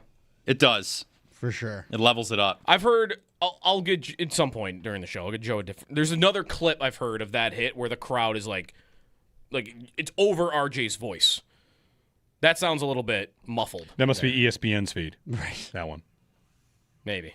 803-0550. All right, that's our first shot of audio. Shots of audio brought to you by Outlet Liquor. When you need to stock up, it's the best place to buy a case. What's your outlet? Mr. Joe Kelly, take us through the week's worth of audio in the sports world and beyond. Yeah, we're going a little beyond this week with a few of them, but we got some Zlatan again this week, so I'm excited about that. By the way, the world has rediscovered Zlatan Ibrahimovic's bicycle kick goal from 30 yards out against England. Have you ever seen that? Yes. It is. I've not. Look it up. It defies physics. Yeah. It's unbelievable. Did you watch Ted Lasso? I did. So the Big first fan. goal that Zava scores in it's Ted a Lasso recreation? is a recreation of that goal. Okay. And it's not that different. Like, he scores in the TV show from, like, the midfield line. He's not that far away from the midfield line, right? Like, it's a long way he's going the to bicycle score. kick against England, he's 30 yards out. Okay. His first goal, look at his first goal in MLS. Because I think that is like a 45 to 50 yarder. Zlatan's anyway. You got Zlatan here? I do. Yeah, we'll start with Zlatan. This is just a highlight of him throughout the World Cup here. A couple clips put together for him. So here we go. Did you say Qatar will win it? No, he said we'll need. He said we'll need, and then Qatar will need God, and I'm here, so I cannot help them. I feel hungry. I know. Did you get your breakfast this morning, Zlatan? Not yet. Okay. So be careful. Wow. Chaps, Alexi left us. Who? Talking to greedy Zlatan, you have so many followers, you have to share them around a little bit, okay? So let the goalkeepers have a few followers. I don't have followers, I have believers. Like I said, first half, almost falling asleep. Second half, I fell asleep. just a run there. Run of Zlatan. After that Lawless clip where he's like, oh, Alexi's not here. He's like, he went, you're welcome, America. Yeah. Who? You're welcome, America. Not a big fan. Never let him leave the World Cup broadcast. No, he's so good. No. Can we have him do other sports? Is he a hockey fan? Does Zlatan do football? Zlatan on anything. I mean, they have else Jameis Winston covering the World Cup. I'm sure they could put Zlatan on something else. Get him to MetLife. Quick aside, amidst the shots of audio, I follow this account on Twitter called the NHL Rumor Report. Yeah. Which just tweets out clips from the insiders on the various shows they're on. Yep. The problem I'm running into is they tweet day-old clips. Oh, yeah. Oh, yeah. And I think I have to unfollow because... Well, they tell you. I know. I understand. But it says the date, but the date is at the end of it, and I don't need something that Dreger said 2 days ago. I muted those. I got to unfollow. I really want the latest rumors. I'm, a sucker for the rumors. Yeah, but, usually if I see anything that was more than a day ago, I just pass. Yeah, I go to the next one. one. I can't do it. I don't want to do it. So it sucks because you want to. Yeah, it's exciting reading what they say, right, but then you're like, here's like, Murtka and Josh Norris for Hellebuck 2 days old. Like, never mind. Yeah, it's stale so already. I'm unfollowing. Yeah. I'll have some other stranger give me rumors. They're out there. All right. So the Diner Cine files expanded a little bit. We got some body cam video of her flexing on the knowing Kevin O'Connell and all of that. It's not really anything about that. This shot, it's what she says throughout it. So real quick. What is your team? I'm a Vikings fan, unfortunately. Let's see it. Can you see the name? Oh my God. KOC? Wow. Pretty cool. Dude, I love the Vikings. They're awesome. KOC's awesome. Yeah. He seems like a Your dude. quarterback sucks, though. JJ McCarthy just gets annihilated. McCarthy catching strays.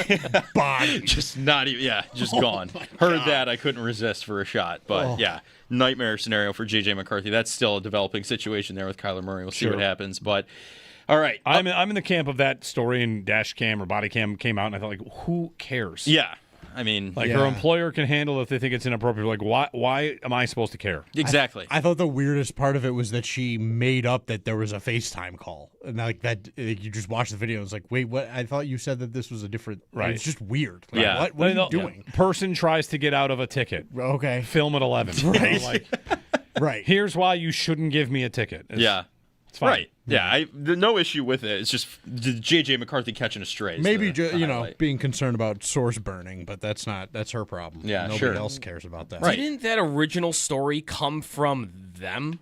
Didn't that come from The Athletic? Yeah, in the New York Times report? She said something about like I FaceTimed some. She was on the phone with Dable or something like that. Yeah, and but got myself out of a ticket. There was a story from her former employer about the investigation that they had done, and I thought that was in there, and it ended up not being true. Yeah, right. So it's just a weird story. It's all too murky. Continuing. I feel like it should just be over. Like it was a story. I think it was a story, and now it's becoming just page 6 stuff. Isn't it over? It's over for Vrabel. No one's asking him about that anymore. So I mean, I guess move past it.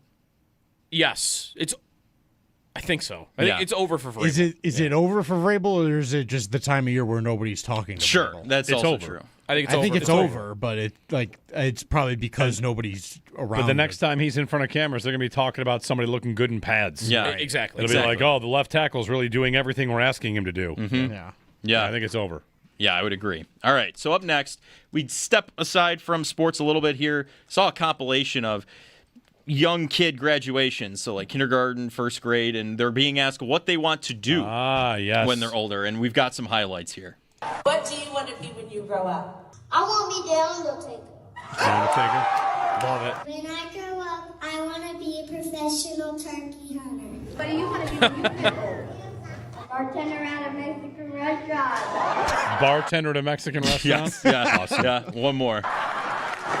Avery, what do you want to be when you grow up?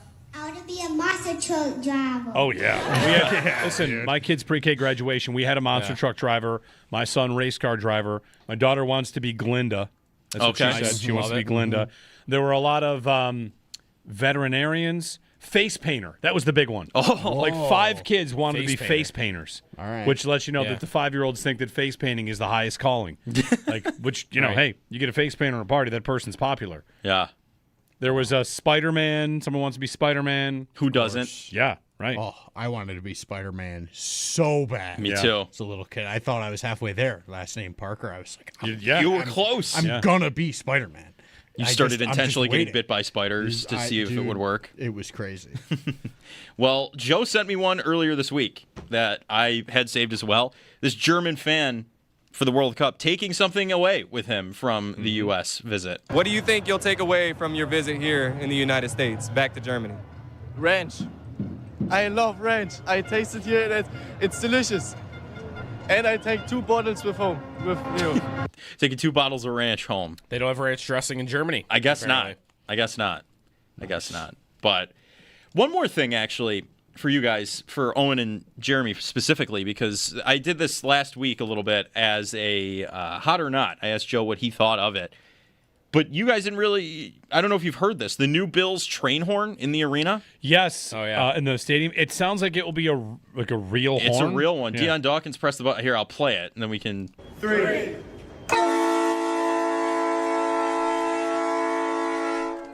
And that's what it sounds like compared to the old one. The It's a old real. one. It's a real train horn. It's a real horn. Yeah. Yeah. That's what You're hitting a button, and it's is actually it going. a train horn if it's not on a train, or is it just a stadium horn? That's a good Making question. the sound similar to a train. I think it's a train horn because it's a horn designed for a train. Sounds like it was designed for a stadium to me. This is But a train horn. Okay. That's the That's the old one, and the new one is. The new one is. A little higher pitch.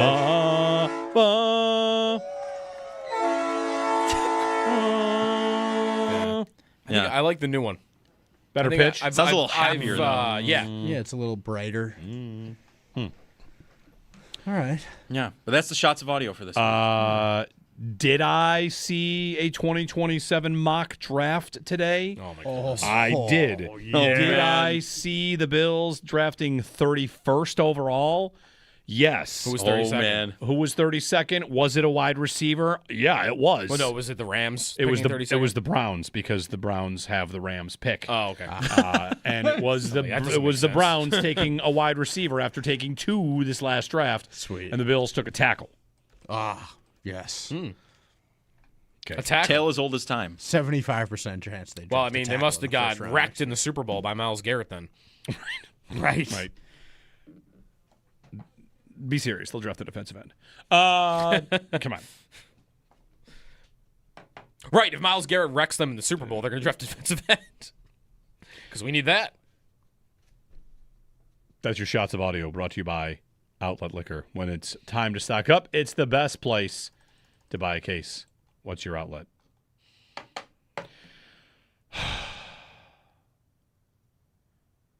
I'm reading something. I want to get. Today's also the anniversary of Bobby Bonilla, of course.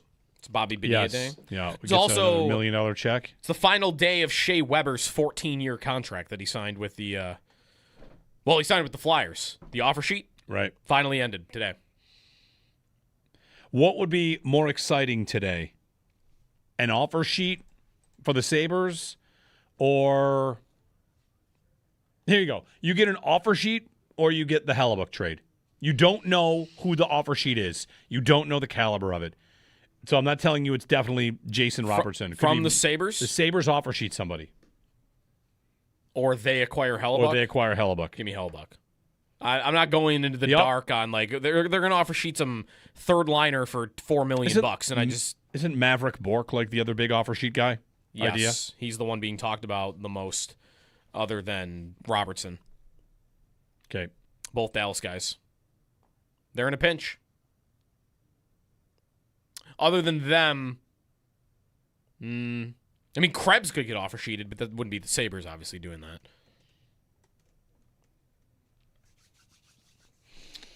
You want Krebs to get offer sheeted? I don't know. I just want the Sabres to be good again, and I'm thinking about it all the time. I used to do this a lot. Well, Just that think would about the imply that you Sabres. are maybe worried about them not being good again.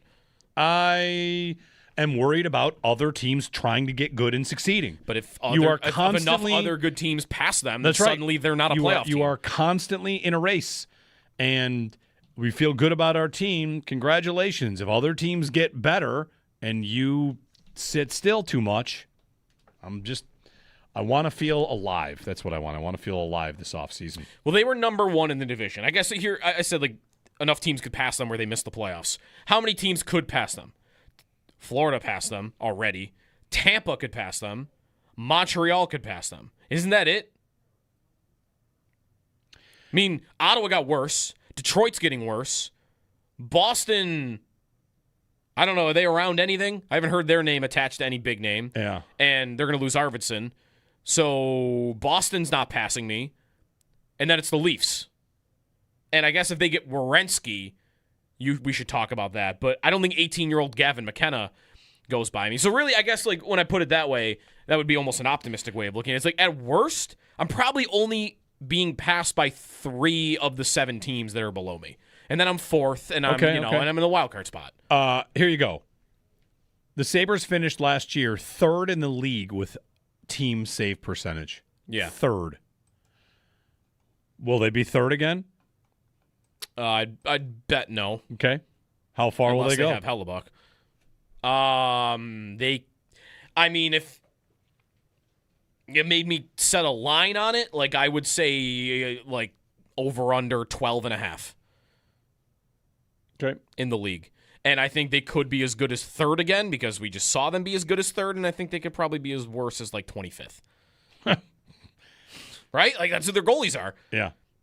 Luukkonen has had bad seasons. If he had a bad season, you are in the bottom 10. Because Lyon is not playing 50 games for you. And I guess, Ellis could do it, but that's like such a lottery ticket. Do you know? Yeah, they could be bad. They could be a bottom 10 goalie team. They could also be top 10. They could be a bottom 10 goalie team. Will they be bad in the power play again? Were they bad in the power play? Yeah, we always struggle with that. I'm just in the. Do you remember where they ended up finishing? 16th, 18th. I mean, they finished 0 for 30, right? So in the playoffs though they figured it out eventually. Yeah, it probably dropped them pretty far though. 23rd. Yeah, they ended on the season 20th. Okay. They're going to be better than 20th on the power play. That'd be my guess. They're going to do something that addresses that. Kane, Giroux, something bigger and better, hopefully, or like just that could be, I guess, where one of the kids would help. Is, hey, okay, you guys really love Yuri Kulik. Okay, well, is Kulik going to help my power play? I mean, if you're right about him, is Helenius as good as you say? If one of those kids is really good right away, then somebody is helping me on a power play that wasn't on that power play a year ago. Hischier, 5 years, $12 million, according to Kevin Weeks. Is he a $12 million player? All these guys are now. That's what I mean. Like, probably not. Honestly, percentage of cap. There's a lot of people freaking out about the Byram contract, and I think it is an overpay. I don't think it's that bad. In 1 year, it will be half of what, not half, but it'll be like just above half of what the top defensemen in the league are getting. Is Bo Byram worth about $6 million less than the top defenseman in hockey? Maybe. Because that's what Quinn Hughes is probably going to sign for today. Like $6 million more than Bo Byram gets. I don't think it's that nuts. It's just the sign of the times, and you're going to watch a bunch of defensemen pass him in the next year. Makar's going to go way by him. Werenski's going to go way by him. And Dahlin makes $11 million. If Dahlin was a free agent today or was up for a contract extension today, what would Dahlin get? He'd get $18 million. He wouldn't get 12 like Byram got. He'd get 18. So, yeah, they overpaid, but I don't think it's as bad as people think. The bigger price Chicago paid was the trade. It's not the contract. Yeah, I mean, they lost. Yeah, I agree. Giving up the 4th pick is harder to get than $3 million in cap space. Right. A 4th overall pick. All right, the World Cup of Joe's coming up. I've got a fun fact on a couple of these teams I want to throw in as well, but it'll be the World Cup of Joe ahead of today's games with England and DR Congo leading things off this afternoon. Think about the NHL's overall CBA, overall whatever, ecosystem of signing contracts. It is incredibly player restrictive. And people are so mad that these players are getting one thing back in addition to the money. But they get one thing. You can't trade me without my permission. Right. Because before that, you have me for 7 years without my permission. And Columbus is dealing with this right now. And if I want to be traded, I'm only going to give you like 3 teams that I want to go to. Then I'm going to force you into a corner. And that's where I go. Detroit with Larkin. Right. And you'd say like, it was Brady Tkachuk. Right. Yeah. And you'd say like, well, those guys signed long-term deals. That's right, they did, because the NHL has them by the for 7 years minimum. Right. It's such a long time. It's a system that no matter how like how much you try to put it out of your mind, you get to a point where you're like, I haven't had any control over my career since I was 12. Right. I've been playing and like playing for these coaches and playing for these contracts, and I've never had the ability to just here, I'm going to do this because I want to do it. Right. I'm going to put my hand up Jeremy, and what say, here I for? want to go play in Florida, or I want to go play in Toronto, whatever it is. For whatever reason, you finally get the opportunity to go like, I can control something about this thing. Maybe the closest thing these hockey players have is choosing a college. Exactly. Because, like, think about Daxon Rudolph. He's drafted to Prince Albert. Like, okay, but bam, that's where you play now. Sorry. Unless you go to college. Yep. And then you're drafted by the Buffalo Sabres. Like, that's where you go now. Right. From age, whatever it is, like 15, you're going to be drafted and told where to go unless you spend a year or two at college. Right. When I was in my OHL like draft year, did I want to go play for Sault Ste. Marie? I mean, great organization, no, like peace and love, but no, I did not want to go to Sault Ste. Marie. It sucks, but I got drafted there, and that was where I was going to go if I was going to the OHL, and I had to deal with that. Yeah. And then I had to get drafted in the North American League, and like, did I think I was going to go? I thought I was going to go to Danbury, Connecticut on my draft day in the North American League, and I was excited because I'm close to home. I love New England. This is going to be great. And they picked a different guy, and I got drafted to Albuquerque, New Mexico. And I had to move across the country. And I was like, well, this sucks, but whatever. I'm going to make the best of this because this is how you eat the stuff where you got to eat the stuff. Yeah, and that's like that's why to me, I do think that the idea. I saw Carlo Koliakovo, our buddy, tweeting about this yesterday. Like, players have it so good right now, talking about all these guys that get no trade clauses, and he's not wrong. But it is after 10 years you finally get some ownership.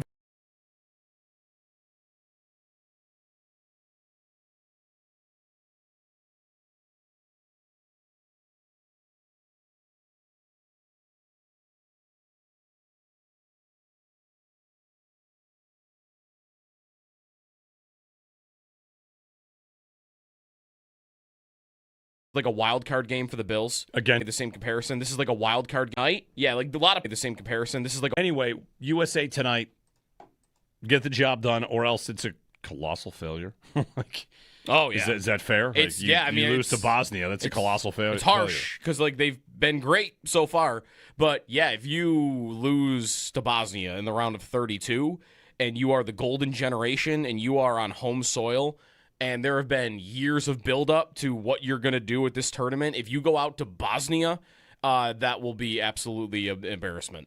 It shouldn't even be that ridiculous for it to happen. I mean, Bosnia is not a pushover totally.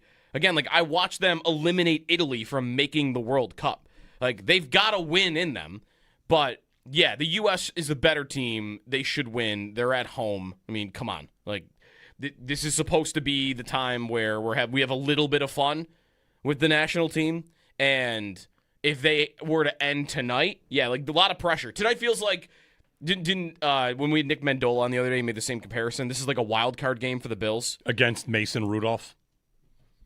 Okay. Yeah, like right. I want to say it's not just a wild card game because some wild card games can be a little tough. Skylar Thompson. Like you could lose it. Like it's you're playing in the same league. Like you could lose it, but if you lost it, it would be a joke. Just to give you some perspective, Bosnia is ranked by the FIFA World Cup rankings just behind Uzbekistan.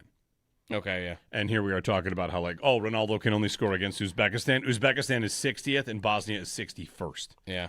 Burkina Faso comes in at 62, and they're not at the tournament. So, like Bosnia as a team that's in this tournament is ranked ahead of Iraq, Cabo Verde, Ghana.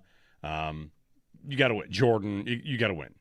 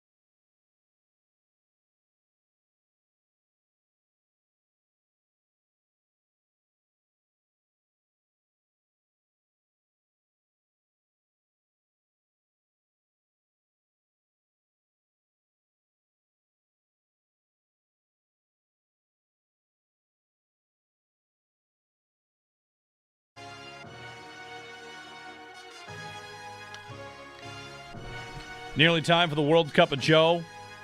6 teams today, 6 country facts. If you're watching us on our stream, it's brought to you by Belknap Heating and Cooling. Notice a rattle in your ducts or a rise in your heating and cooling bills? If you do, give Belknap a ring. With 0% financing, the cost of upgrading to a high-efficiency dual-fuel heating system is a breeze. Learn more at belknapheating.com. That's belknapheating.com. Go green. Save energy and money with Belknap. Schedule a free estimate on your new installation. Give Belknap a ring at 688-1728 for more comfort and less ka-ching. Give Belknap a ring. Going to need the cooling today. Oof. Man. Yeah. All right. World Cup of Joe. England, DR Congo. Second game, do I know off of the top of my head, is Belgium and Senegal. Of course. And then the U.S. and Bosnia. So all right. 6 countries, 6 facts. You got to match them up. I like that the game gets easier as we go because there are fewer countries. Yes. Yeah. That is correct. We've had that before. All right. Fact number 1. Okay. Has had both English and French be this country's official language. Okay. Tallest statue in the country was built by North Korea.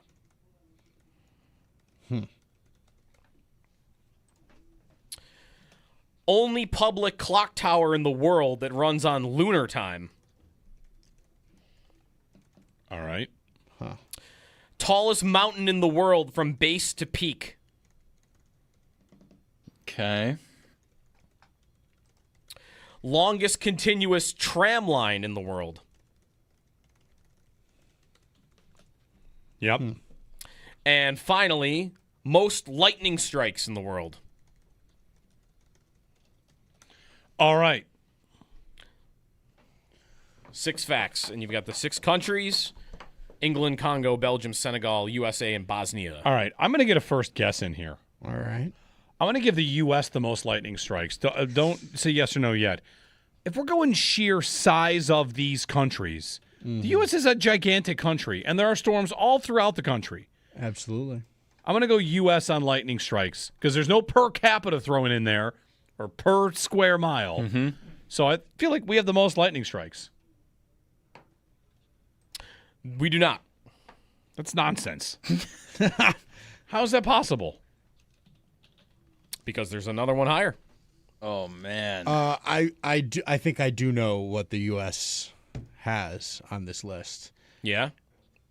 You guys want to guess why I know Did you watch a YouTube video? Let's have it. It might have been the same video they got Binge us watching a lately. answer We're all earlier. watching the World Cup. Owen's just watching facts about the world's countries. Again, let me be clear. This was all over the course of my summers when I was like 12.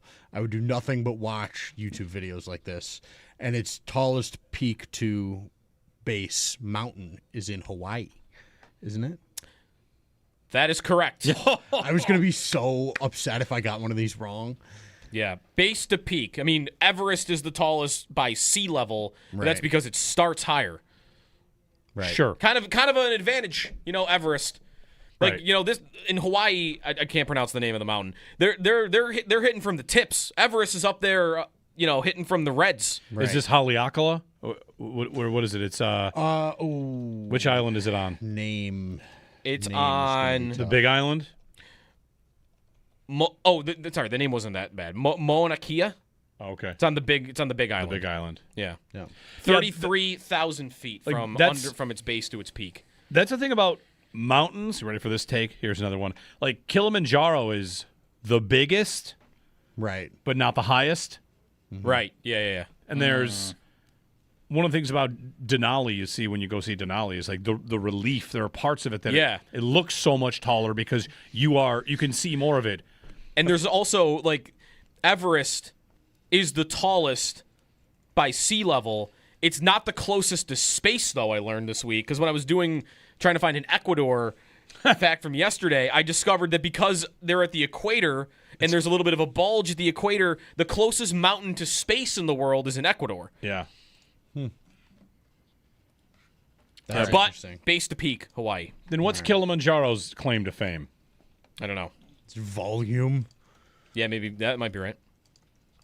Mass.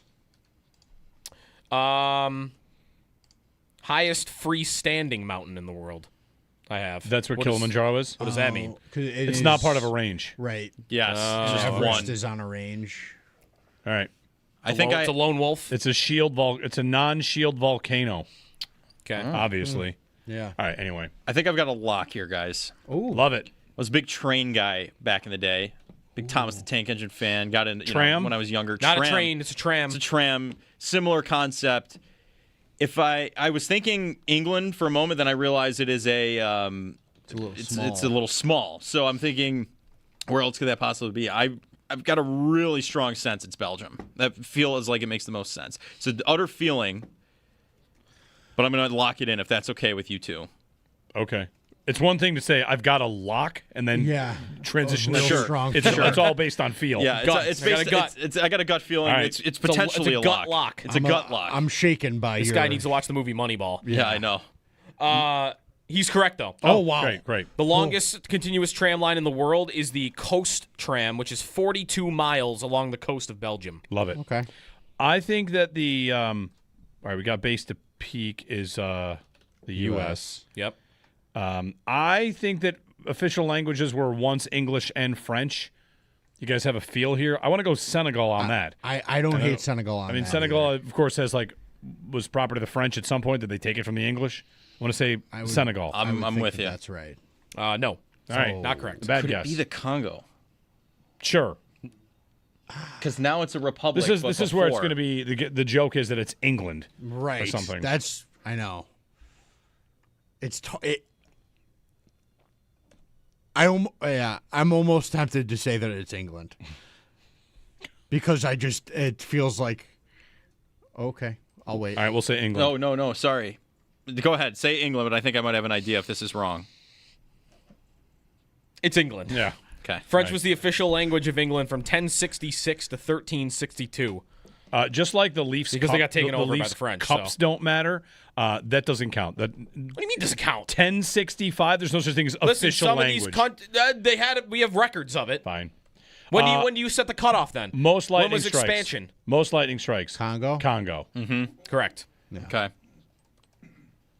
What else? Public tower on lunar time. Would that be? So it's midnight, and the clock says midnight when the sun goes down. Would that be in potentially Houston? Or We already got- already have we the already US. got We're US. We're looking at Bosnia or Never mind. Senegal. Is So there, no, is it's there not a in Houston. Houston, Bosnia? Lunar time. Bosnia. And what's our other fact? Senegal. Houston, Bosnia and Senegal. Okay. I can't think of a logical reason that either one of these places would have that. It's got to be some university or something that just has one. Why don't you take a shot? Why don't we? Yeah, 'cause it's some- Senegal. Yeah. Incorrect. Other one is what I was going to say. Yeah. Yeah, the Sarajevo clock tower is the only one in the world that goes on lunar Sarajevo. time. All right. And then the final one was the tall statue in Senegal was built by North Korea. It's the largest statue in Africa, the African Renaissance statue. It's massive. Do we know why North Korea built that? No. For them? I don't. Maybe they're friends. I need to know that story. Maybe they're friends.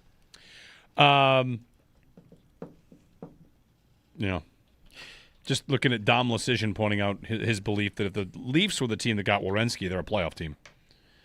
They'd have I think the that best might be defenseman in the true. league, and they'd have Austin Matthews and Willie Nylander and Matthew Nyes and a new Kevin coach and Kevin McKenna. And if a team makes it from the Atlantic and Florida's also going to be good again, Florida's going to be great again. Their goalies are going to stink, though.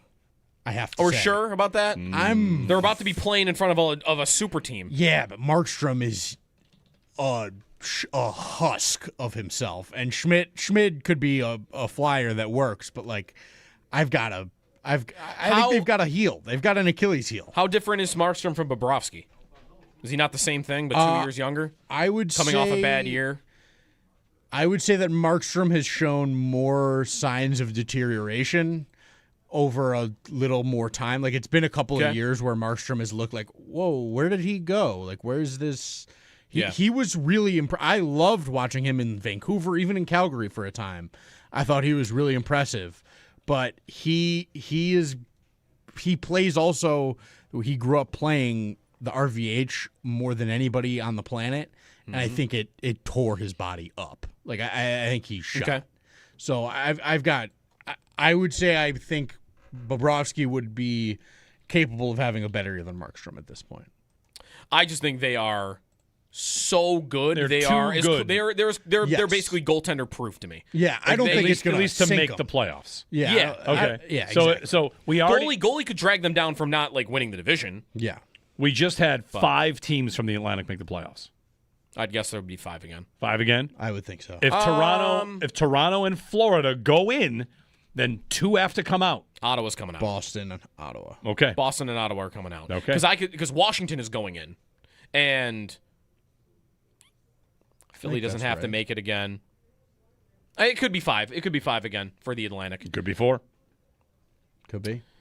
What if Philadelphia gets Werenski? They stay in. And Washington goes in, so an Atlantic team has. That's the thing. Like when 5 teams in this division made it, a Metro team going in kicks out an Atlantic team.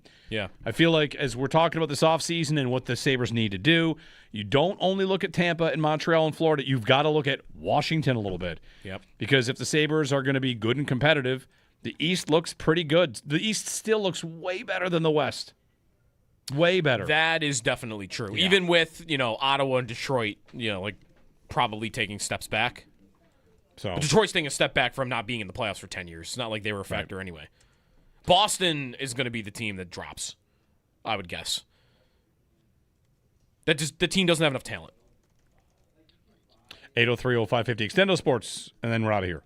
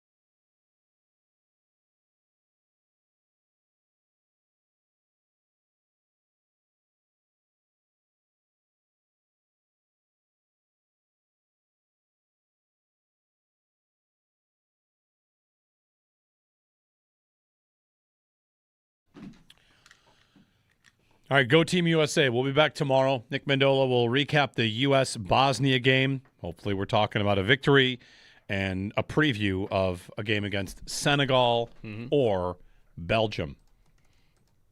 Which we'll know beforehand because they play at 4. Give me Senegal.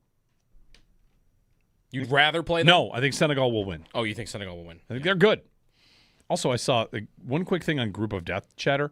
Yeah. Did you see the Group of Death? The old Group of Death is the teams that you're playing with are tough. Mm-hmm. Instead, it was the Sweden group. Mm-hmm. All 3 of those teams played the actual Group of Death. Brazil. Oh, yeah. Who's in that group? That was Brazil. Where is it? Brazil, Morocco, Scotland, Haiti? No, it was the... No, you're right. You're thinking of... Who'd Brazil play? Brazil just played... Japan. Who'd Morocco play? The Netherlands. Yes. Whoever the other team in that group was also got a hard draw. The Japan-Netherlands group got the Group of Death 32 round. Netherlands, Japan, Sweden, Tunisia. And Sweden got France. So the top 3 teams that come out of that group, they all got tough matchups. Brazil, France, and Morocco. Yeah, that's the true, your group was dead on arrival. Right. All right, we're back tomorrow. Go USA.